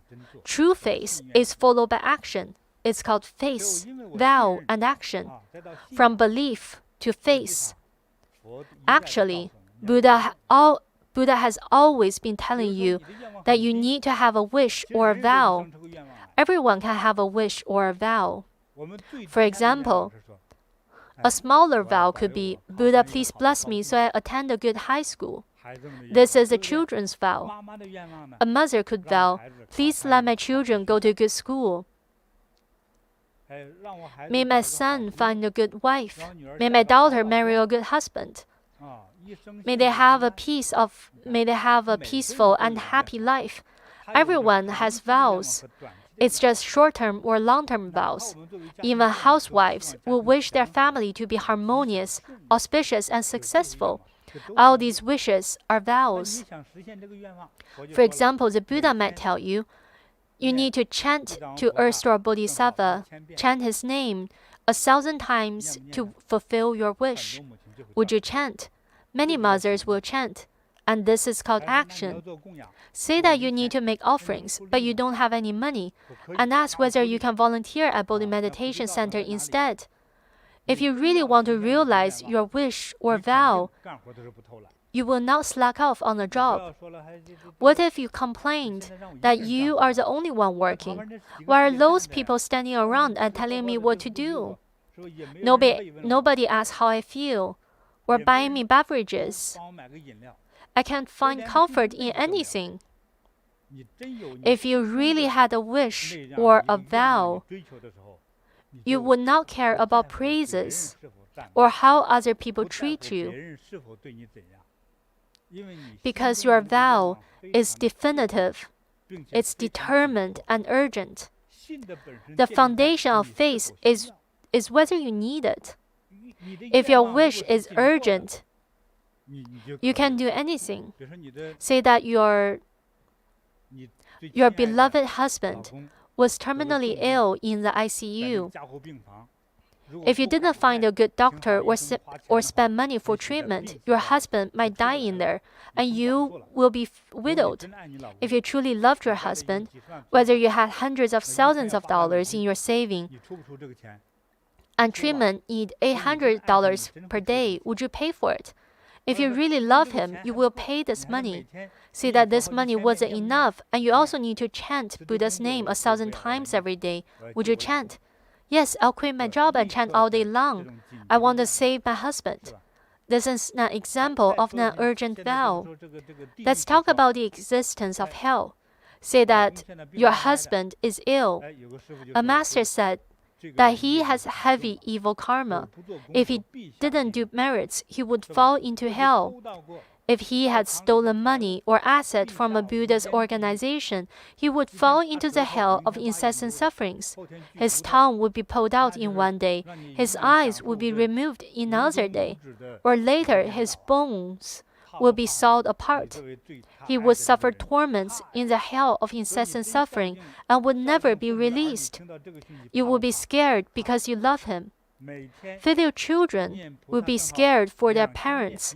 If you needed to chant Bodhisattva's name for 2,000 times every day, would you chant?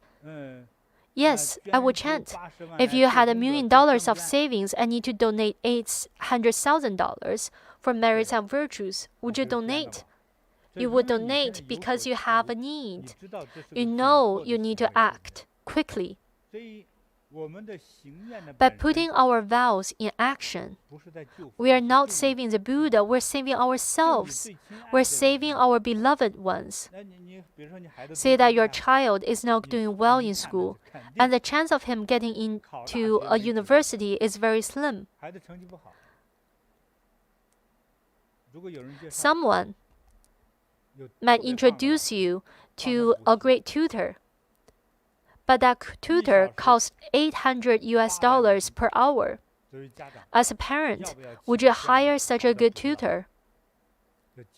I believe every parent would do their best. In modern times, when your children are not accepted into universities, parents worry for their children's life. They worry the children might suffer in poverty. So they would do everything they can and use every penny to help the child to get into a university.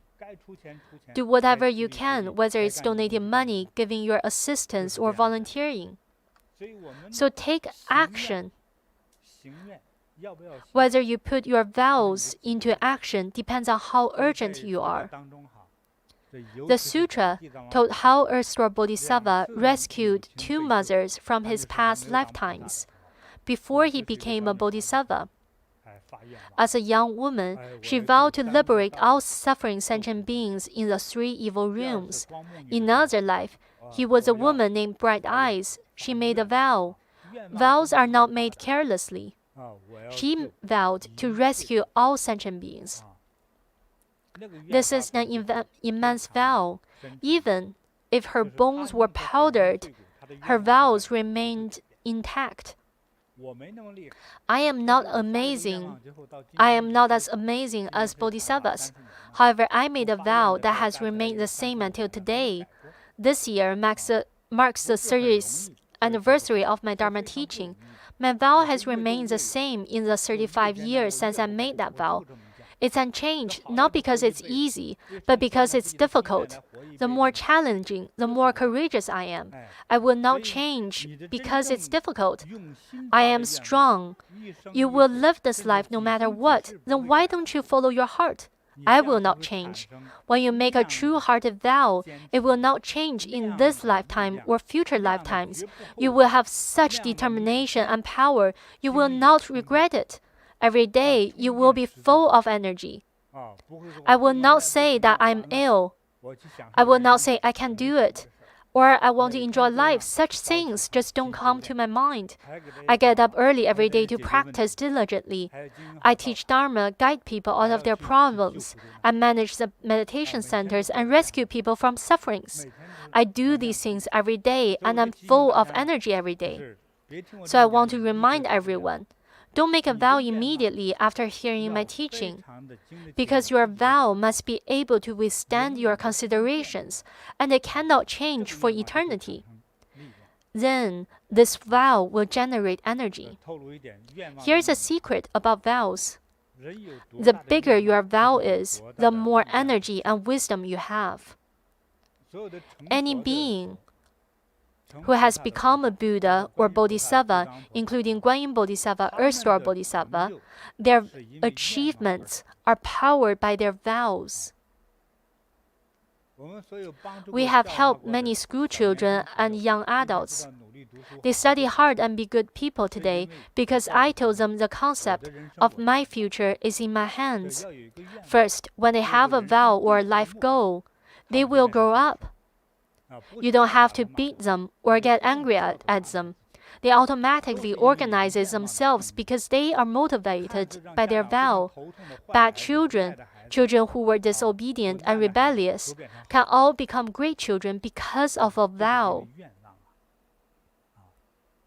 I can persist until today because of my vow. Earth Store Bodhisattva has persistence because of his vow. Just like he said, I shall not become a Buddha unless all sentient beings have been liberated from hell. How many years have passed? Millions of years. Will he get annoyed? No, because every day he's thinking, there are so many people in there. There's no time to get annoyed. Quickly, think of ways to rescue them. When you have such a great vow, the deities will protect you. The Buddha and Bodhisattvas will bless you. And sentient beings will like you. Because of the vow, you will have infinite power and strength. I have told you a very important point.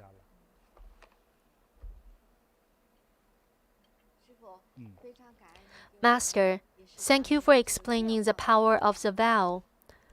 I have another question. If we chant for people who have passed away, can we eliminate bad karma for the deceased and help them? Good. First of all, the person who asked the question has begun to have the heart of bodhisattvas. Everyone who feels a connection with Bodhi meditation, if you like what I teach, there's something you can all do. There may be people who have a need. For example, they want to get over a problem, pass an exam, get rid of an illness, repay a loan, or be relieved from other afflictions. I hope everyone will be happy to help other people. You can help them by chanting Buddhas or Bodhisattvas' names and help them to eliminate problems and accumulate merits and virtues. Furthermore, there may be people who are deceased, on the verge of dying, or in palliative care. Let's chant for them. Let's pray for Buddha and Bodhisattvas' blessings, so they can be reborn in the world of ultimate bliss. For those who are afraid of falling into evil realms, let's chant for them and pray that they would not fall into evil realms. May the merits, virtues, and energy of our chanting can help these people. May their disasters and calamities be eliminated. This is very important. I have a suggestion for Bodhi disciples and people who heard and agree with my teachings. Everyone can join in to help other people, whether it's praying for blessing, eliminating disasters, prolonging life, or relieving troubles and problems, even helping the deceased to chant and helping them gain soul salvation.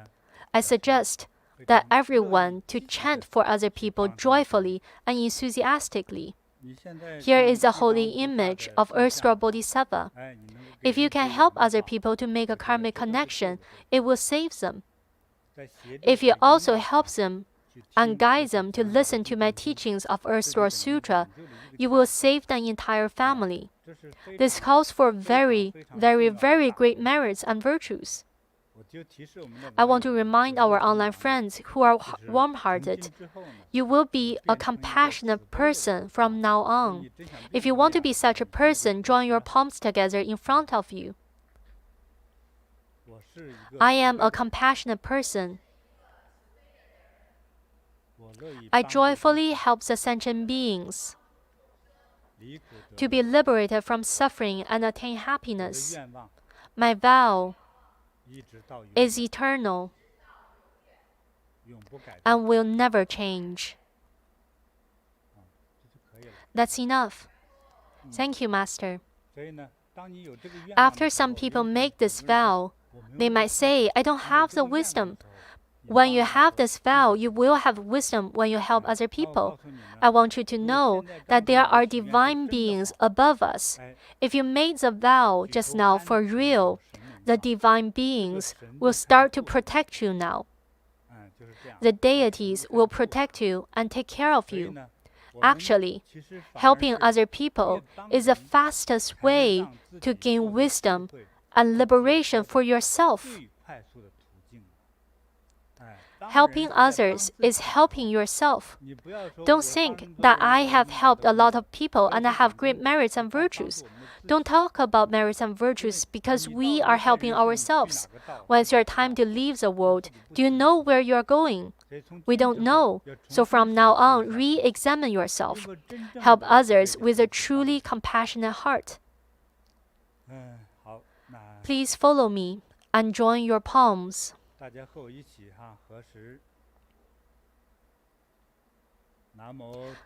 Namo Earth Store Bodhisattva. Namo Earth Store Bodhisattva. Namo Earth Store Bodhisattva. If my understanding and teaching of the Earth Store Sutra have any merits and virtues, I vow to dedicate these merits and virtues to the Dharma realm, to benefit humans, heavenly beings, and all sentient beings in the 3 worlds and 6 realms, whether they have form or are formless. May all sentient beings attain liberation.